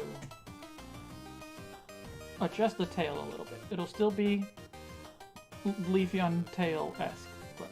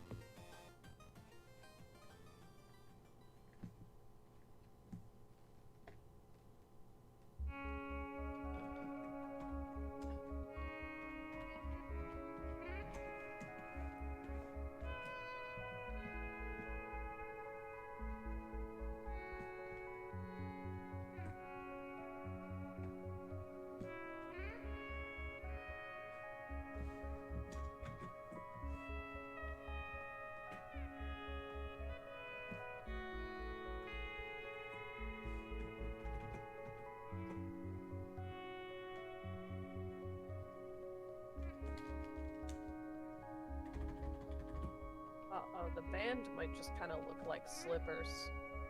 Ruh-roh. Yeah. Yeah, that's what I was worried about.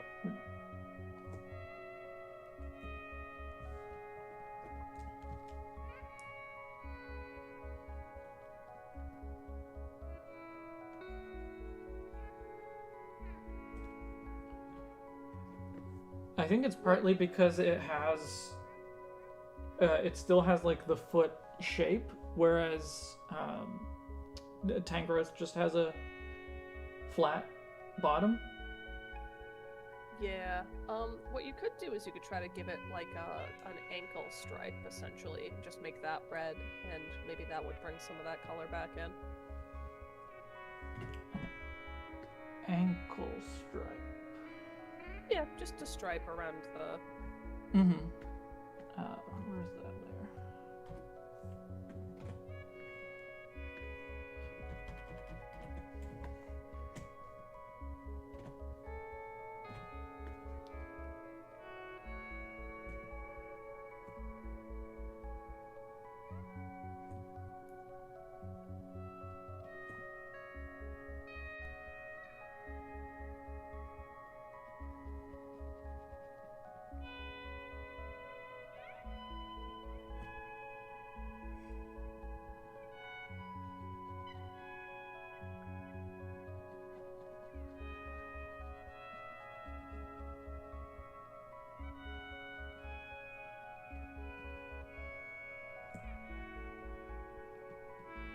I don't know if you like that, but that kind of works for me.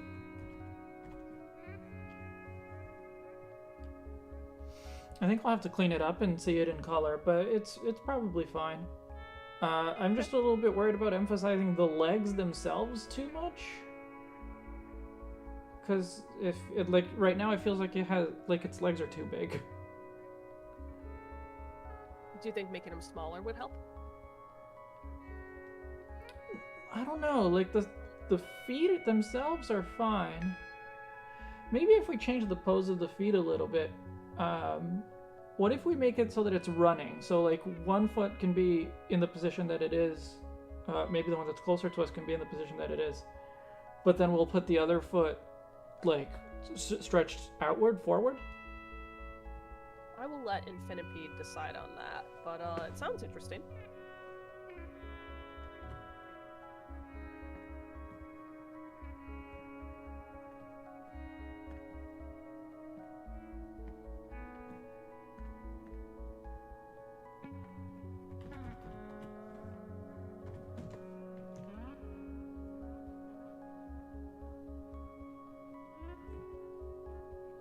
I just think it's making the legs themselves look too long. Okay, let's try a running pose.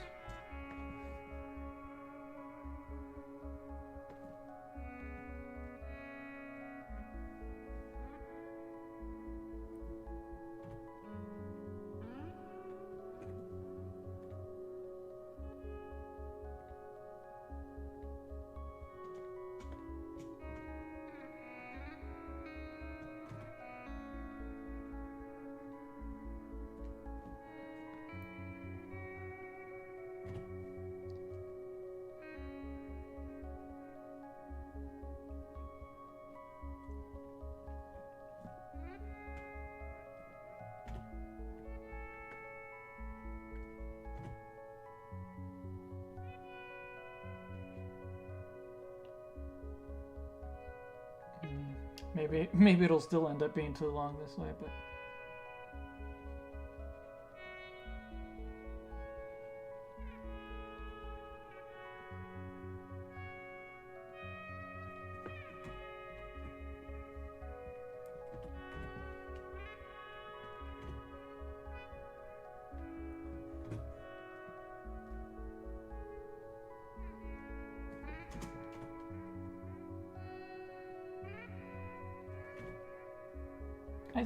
I think I like it a little bit more this way,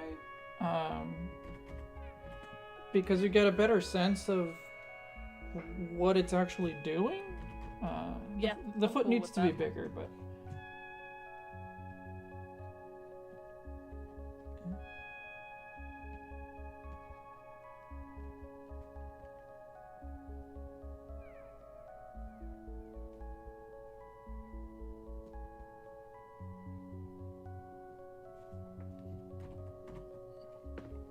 Because with the jumping pose, it just, I don't know. It kind of looked like it was more like falling. It didn't look as active, I guess.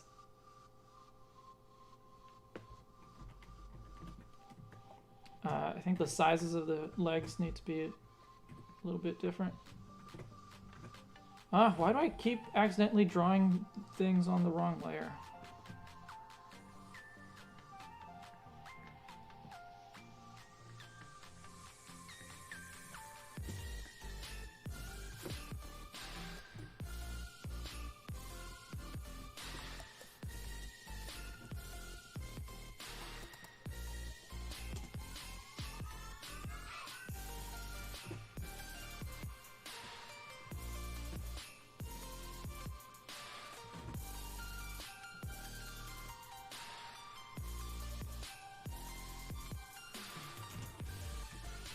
But yeah, I do like this a lot more.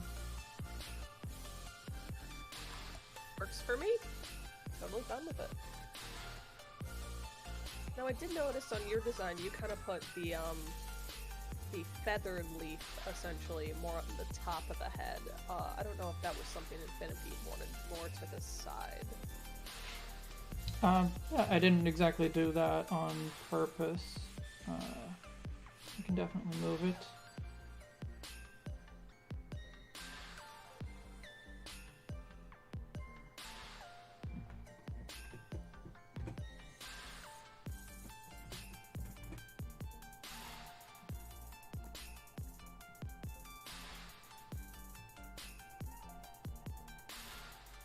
It almost looks like it has a bow in its hair. Very feminine and cute. Yeah, which ties in with the Medusa thing, but it doesn't do it in an obvious way, so I like that. Okay. I think this is good enough that I can clean it up, and then maybe we will still have things to fix, but... I think so too.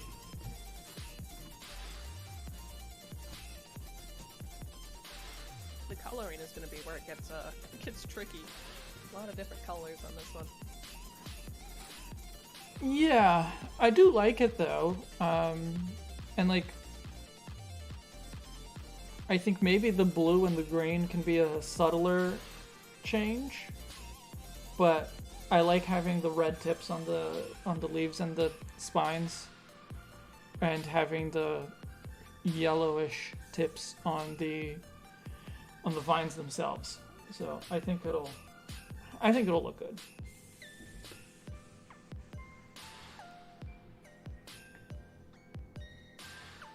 Okay, I'm gonna hide that for now, just so it doesn't confuse me too much.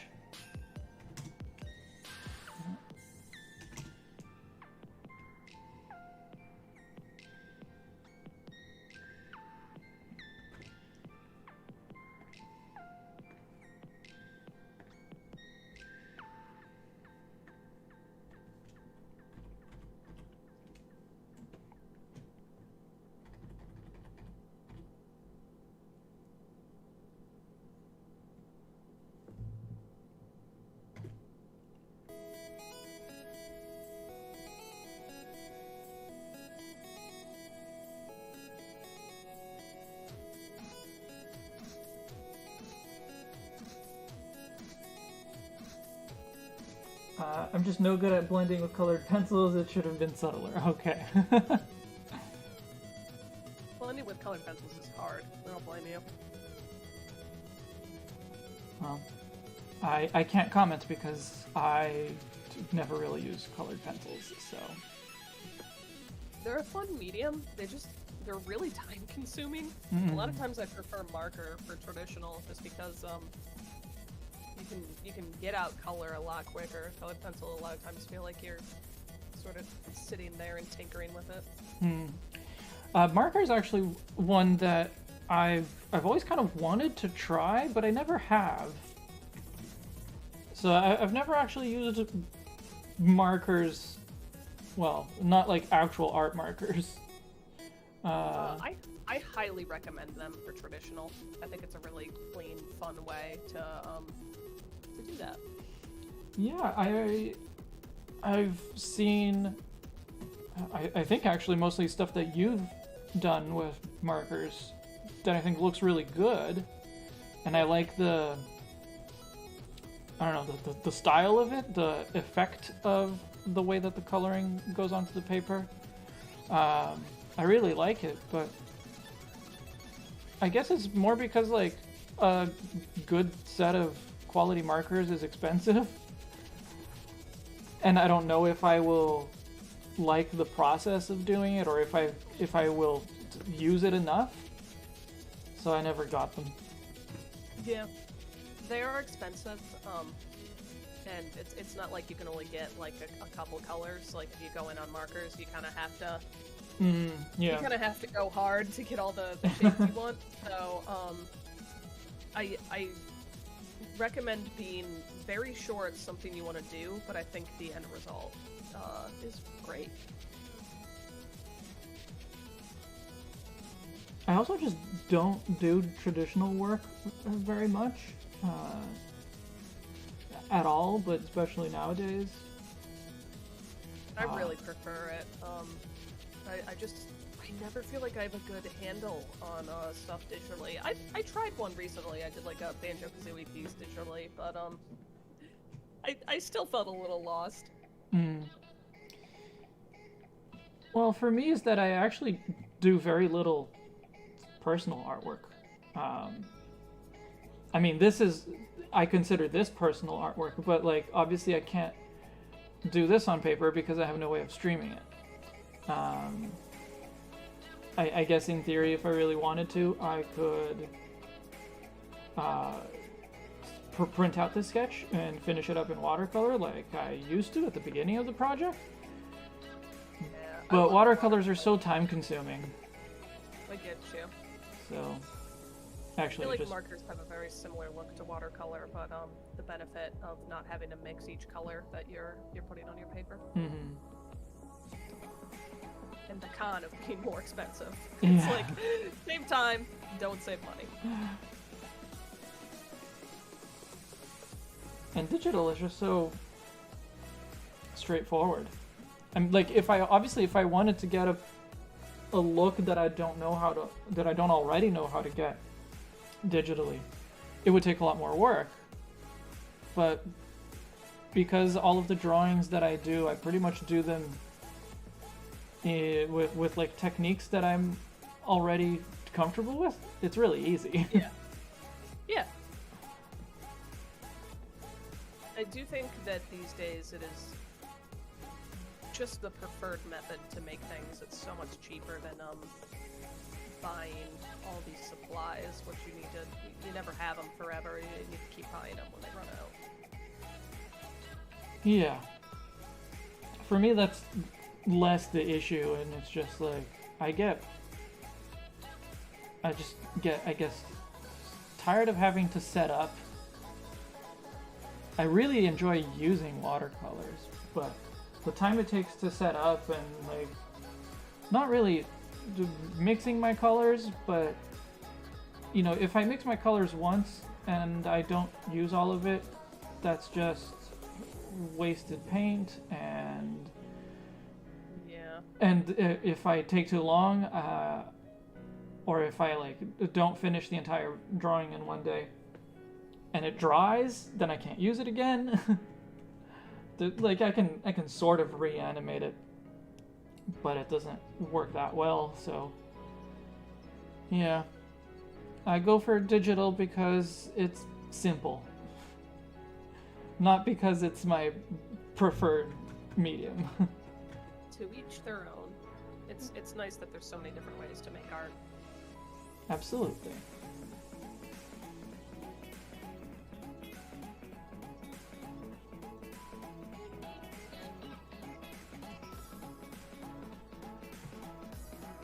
I did also go a long time without really like having a style that I really thought of as my own. For digital, it was always like I'm doing, a version of the Pokémon style, or something like that. Even with the new 51, that's what it was. But nowadays, I do have a style that, even though it is largely inspired by the look of Pokemon and the look of the official art from Wind Waker, because I really like that. It is still a style that I feel like is more my own, and so I feel much better doing it this way, because on watercolors, I've always felt like the way that I do it is a way that feels like mine and feels very comfortable, and I didn't have that digitally, but now I do, so that helps too. I feel like the more you draw it too, the more you're like, oh, this is my style, because like you're just, it's not like you set out to draw things the way, quote unquote, you would draw them, but you just kind of pull elements from all the things that you like, unintentionally or not. Yeah, well, I did actually have to come up with my style pretty intentionally. I actually did a stream. It was an art stream a while ago at this point, but sometime last year maybe, where I was just like, I'm just gonna figure out what style I like to draw in. And it worked out. I did pull in from a whole bunch of different inspirations. I looked at a lot of different things that I liked and tried to figure out what I liked about them. But now, basically, whenever I do redesigns, whenever I do the emotes that I did for my channel members on YouTube, it's just all in that style, because I really like the look of it, and I know the techniques feel comfortable, so it's nice to have that. Now you're making me think maybe I should sit down and think about what the heck my style is, because maybe I don't have as good of a grasp on it as I thought. Well, I mean, if you're... I feel like the style that you do most of your stuff in is fairly consistent already. I don't know if you feel like it's your own, but if you're comfortable with it, I feel like you're there already, so... Good to hear. I guess I'm comfortable with it.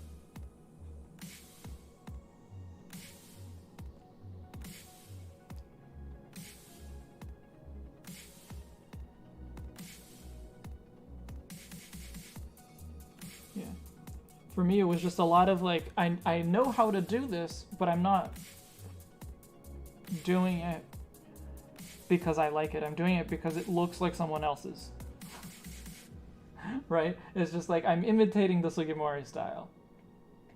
So, sure, it's like I'm good at it. Like I'm comfortable with it in the sense that I know what I'm doing, but it's not exactly mine.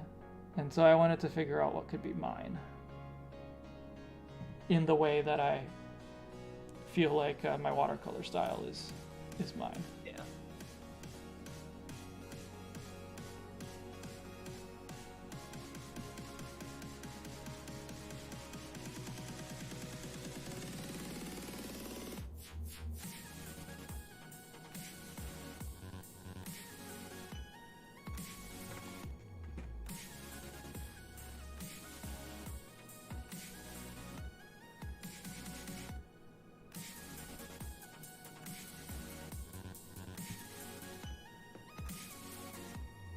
noticed we made the pupils a lot bigger on this Tangela as well. But I think that's a more modern gen thing. Yeah, and it's strictly from Ness's sketch, so I have no real thoughts on that. That's how it is. That's the thought. Cool. Letter looks good. I'm just gonna. What's wrong?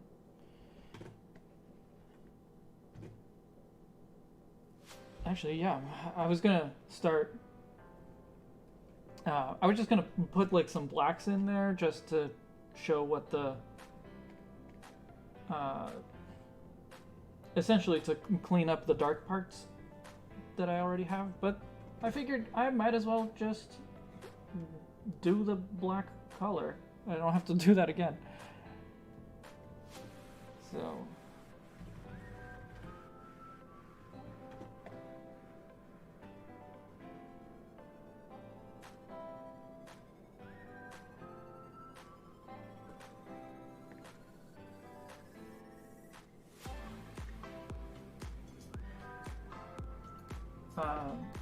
What did I say? My style is very unintentional. I can certainly pinpoint inspirations, but it's constantly changing anyway. Yeah, and I mean, both my watercolor style and my digital style, like they change too. As I do more of it, I understand them better. I guess is a way to put it. I understand what I like and want to change about it better. Yeah. But taking the time to actually sit down and be like, what do I actually like before trying to do, and then actually trying to do a drawing in that style, I thought that was really helpful. Time for me to look into mindfulness art exercises, I suppose.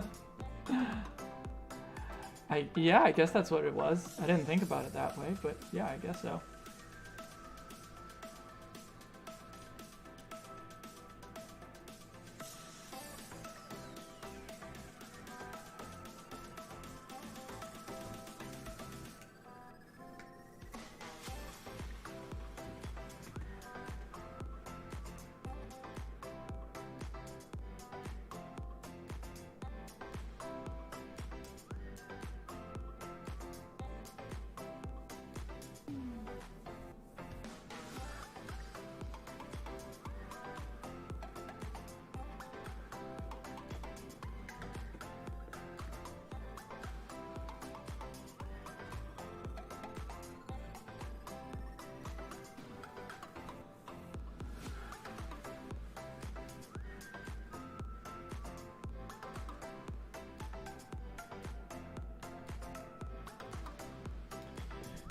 How does that look?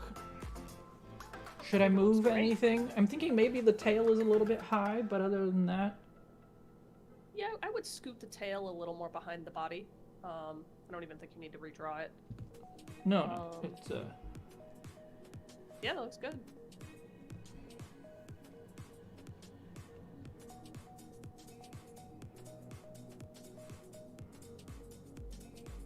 I like the anklets. I think the anklets were good. Yeah, they work. Not even really anklets, just stripes. Yeah. I'm gonna give Infinipede a chance to say something, if they have something to say, before I start applying more colors.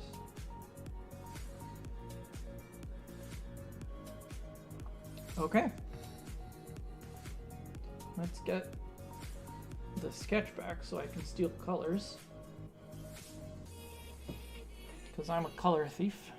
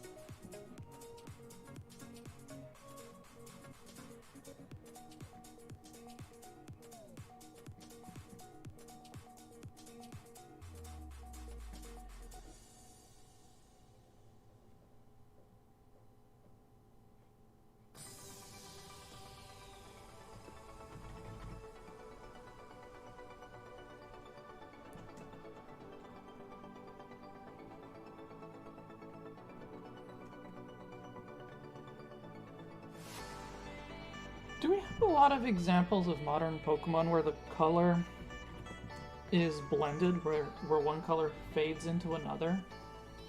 Like, I can think of Appleton has its green and beige kind of fade into each other. But I feel like it doesn't happen very often. No, it's normally very distinct yeah. pattern. Yeah, so I was wondering if maybe we wanted to try the colors on this as stripes, or, you know, as distinct areas of color. We can also try it blended, but...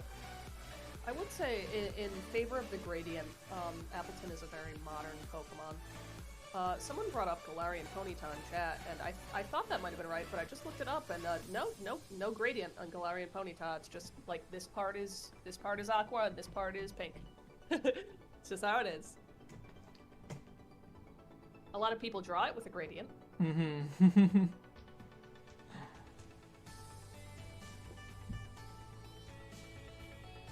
Other Pokemon that have that.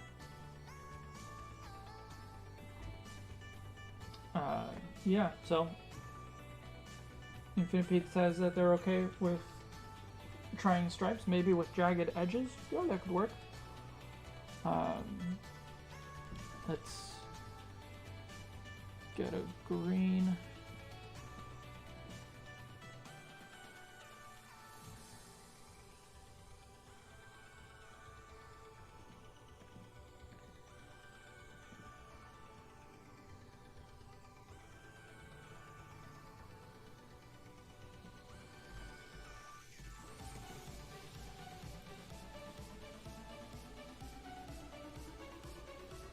Okay, first I'm going to try it with, like, smooth divisions, and then we'll try it with jagged, and then we can try it also with a more blended look. Yeah. I actually, you said that Appleton is a very modern Pokemon. It is, but I also actually really don't like the blended color there. Oh, I love Appleton. If you had to make me redesign Appleton, I would give you the same design back. He is a flawless boy. I strongly disagree, but... Ooh. By far my favorite Pokemon from the new generation. I feel pretty much the same way about Flapple. I will say it is criminal that Flapple hasn't gotten as much love, because it's also wonderful. But I just like Appleton more. I agree with the masses on just this chunky little apple boy, and I love the eyes on both of them. I love the concept that they have. Oh, like, yeah, these absolutely. eye stalks, essentially. Those are great. Yeah, my problem with Appleton isn't like what it is fine. Like, I think I would maybe, you know, as an apple pie dragon Pokemon, it's great. I think maybe I would put like a rim of crust instead of having the fade from the green to the pie crust. But that's it. The fade. I like it. I think it's a really good way to have him be both a pie and a dragon. I think it might look disconnected if it had crust, but I'd have to see it in action. I'm a very visual person, so. Yeah, no, I don't like the fade. But that's my only criticism about Appleton as Appleton, as what it is. But as an evolution to Applin, I really don't like Appleton. I don't think that it fits at all.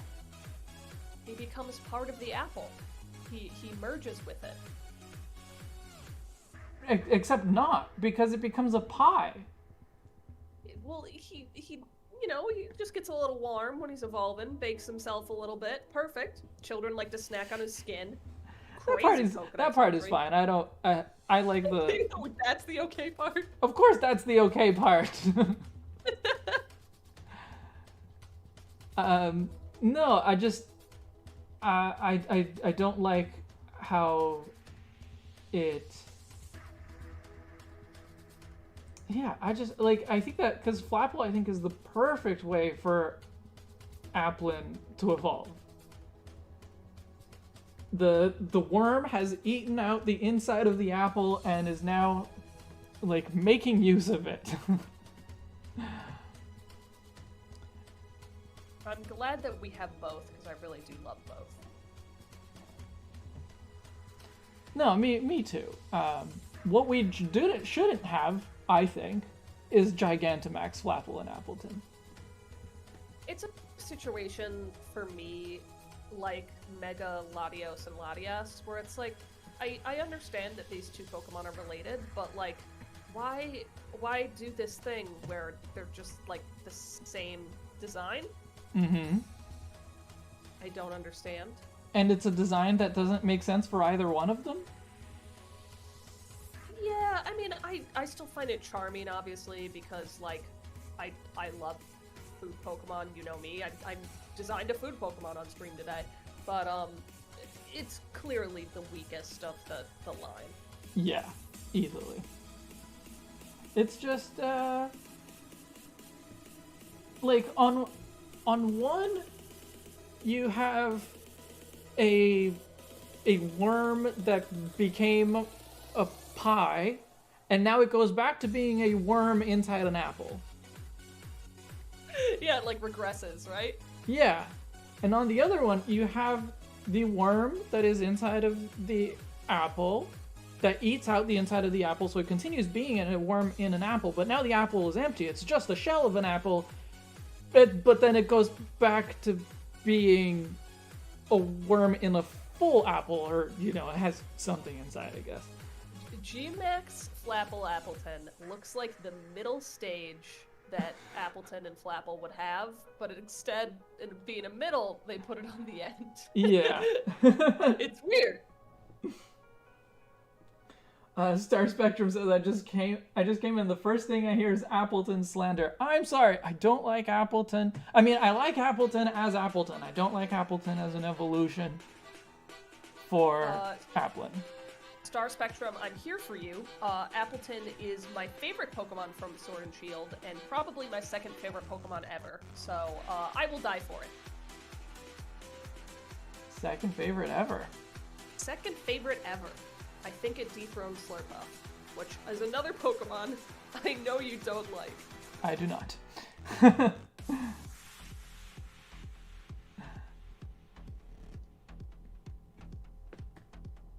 Yeah, I like my version of it.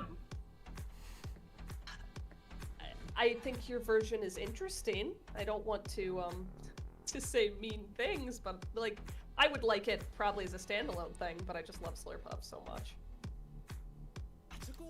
You can't say mean things to it or about it. I mean, you can, and I won't be offended.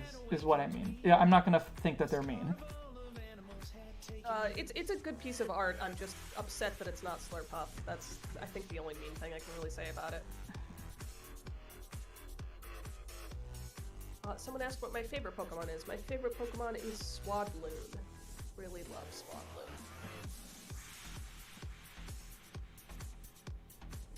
I have multiple competitive Swadloon. I have cosplayed as Swadloon. There isn't much merch for me to buy because it's Swadloon, but you know, I have some. Mm-hmm.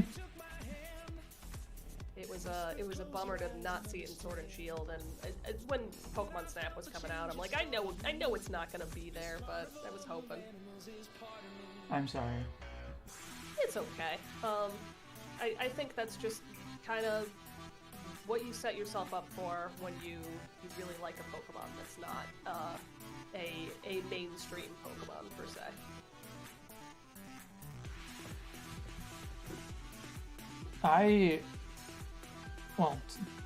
Swadloon is not my favorite, but I do really like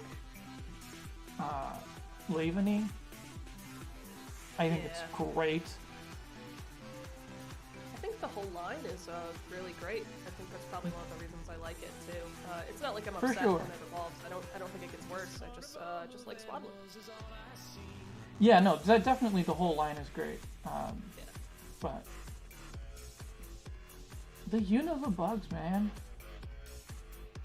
Unova and Alola had great bugs.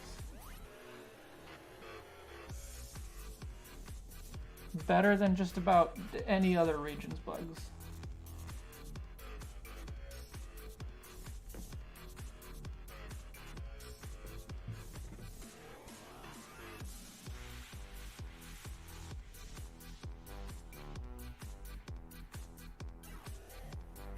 Yeah, I agree with you there. They've really knocked it out of the park there. I don't think there's a single one I dislike.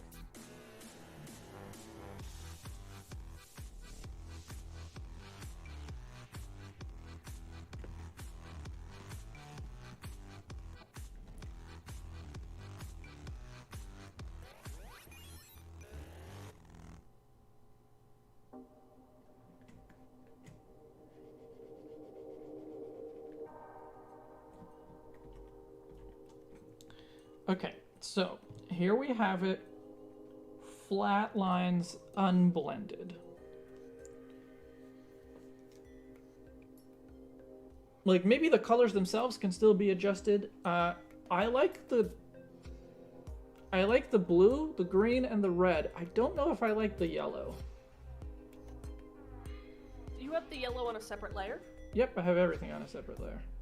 Can I see it without the yellow? There you go. It's gonna take like 10 seconds for it to happen for me, yeah. But... I agree with you. I think it is better without the yellow, but we will have to touch base with Infinipede for that. Mm-hmm. I like the stripes. Think it's fine not being a gradient. I think it works particularly well on the really spiky leaves on the tail.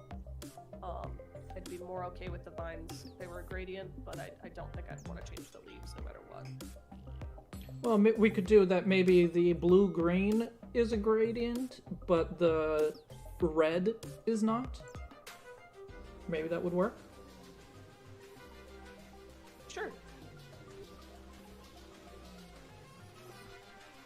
I'll let Infinipede give their opinion if they're still available, but... This is not really a thing we can edit, but the only thing that worries me is I think we've kind of made it look more poison type than just pure grass. I don't think so.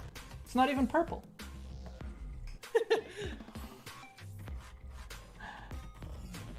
Maybe it's just because there's a lot of grass poison types, and I'm kind of relating it to like a Gloom or like a Venusaur. That is Gen 1's fault for making most of the, well, maybe not most, but making a lot of grass poison types. Just like it's their fault for making most of the rock types also be ground type. Yeah. And because you know how people always say that rock and ground are too similar, the concept of them is too similar and they should just be one type or whatever? I disagree, but I see where people are coming from, because in Generation 1, almost all of the rock types are ground type. Yeah. It's weird. Yeah. They really just wanted to make Squirtle and Bulbasaur really good, I guess.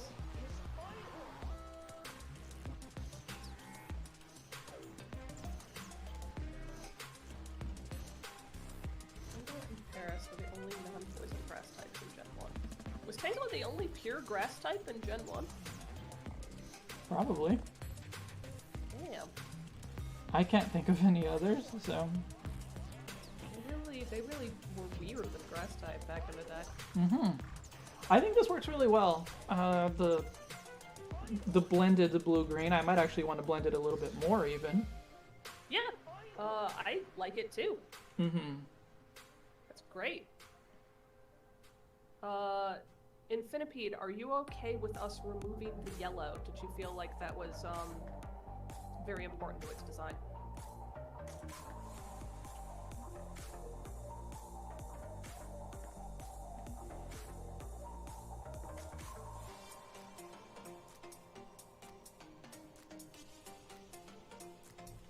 And I think I'll also desaturate the red a little bit, because where it goes straight from green to red, I'm finding that is a little bit clashy.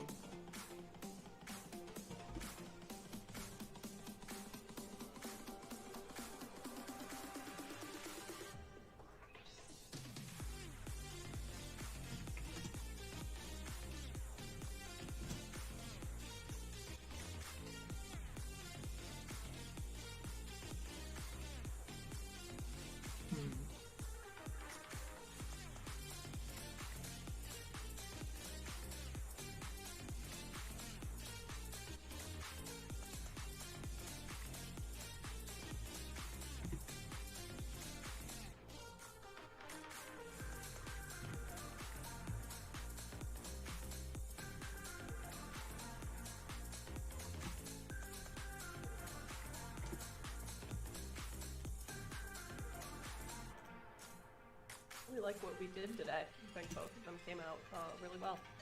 Me too.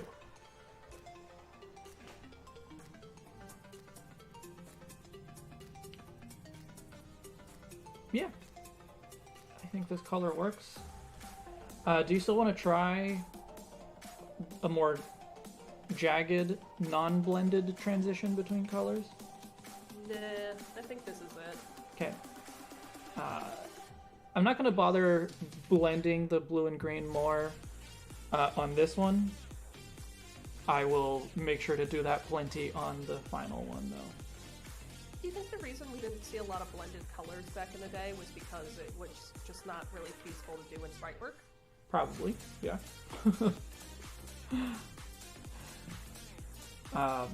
But even when it became more possible, like in generation 6 and 7, 3D, you can pretty much do anything. You don't have a color limitation, you don't have anything like that, so I think that by that point it was kind of like the style of Pokemon. That's what it was. So I think that's part of the reason the gradient on Appleton doesn't look right to me. It's also just blending from the dragon part to the pie part. I feel like they just didn't come up with a more natural way to make that transition. Yeah. But yeah, mostly I think it's because Pokemon don't have blended colors. Most Pokemon don't. A few of them do. Yeah.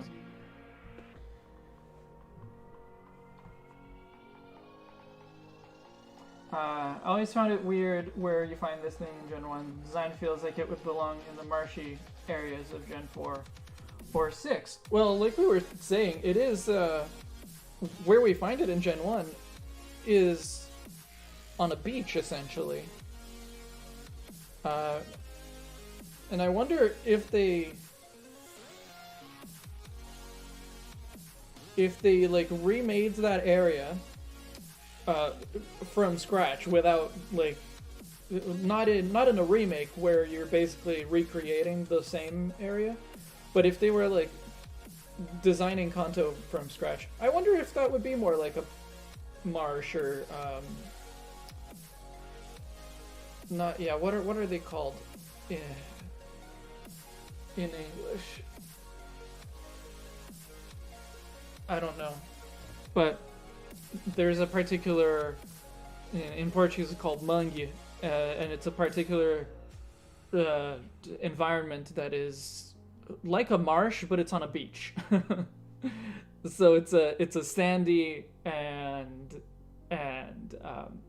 ocean water kind of marsh. Anyway,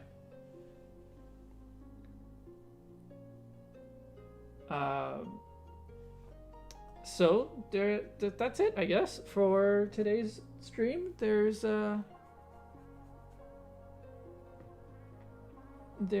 Tangela, and there is the Chansey that we did earlier.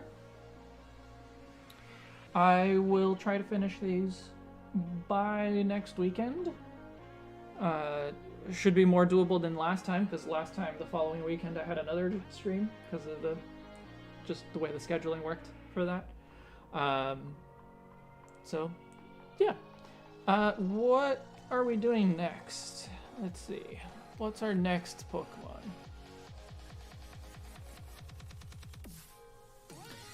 Okay, so next up are Horsey and Seadra, but nobody has signed up for them.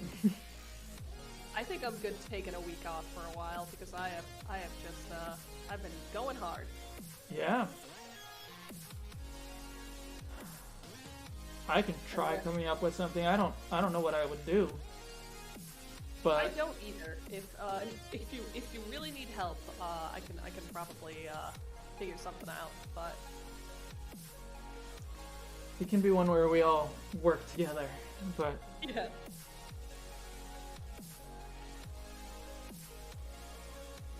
Yeah, so we have Seadra, Horsey and Seadra, and then Goldeen and Seeking, Staryu and Starmie. So we're in a water Pokemon.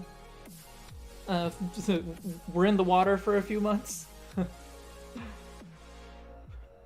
But then we start having a whole bunch of single stage Pokemon that I feel like we can pair up, or like do 2 or 3 even at the same time. Infinipede says, if I remember correctly, I had a good idea for those 2, but I don't remember it. Never mind, it was Staryu and Starmie I had a good idea for. Okay. Yeah. So all right, I'll try. And just don't complain too much if it ends up looking like a Horsey, Kingdra, and Dragalge fusion.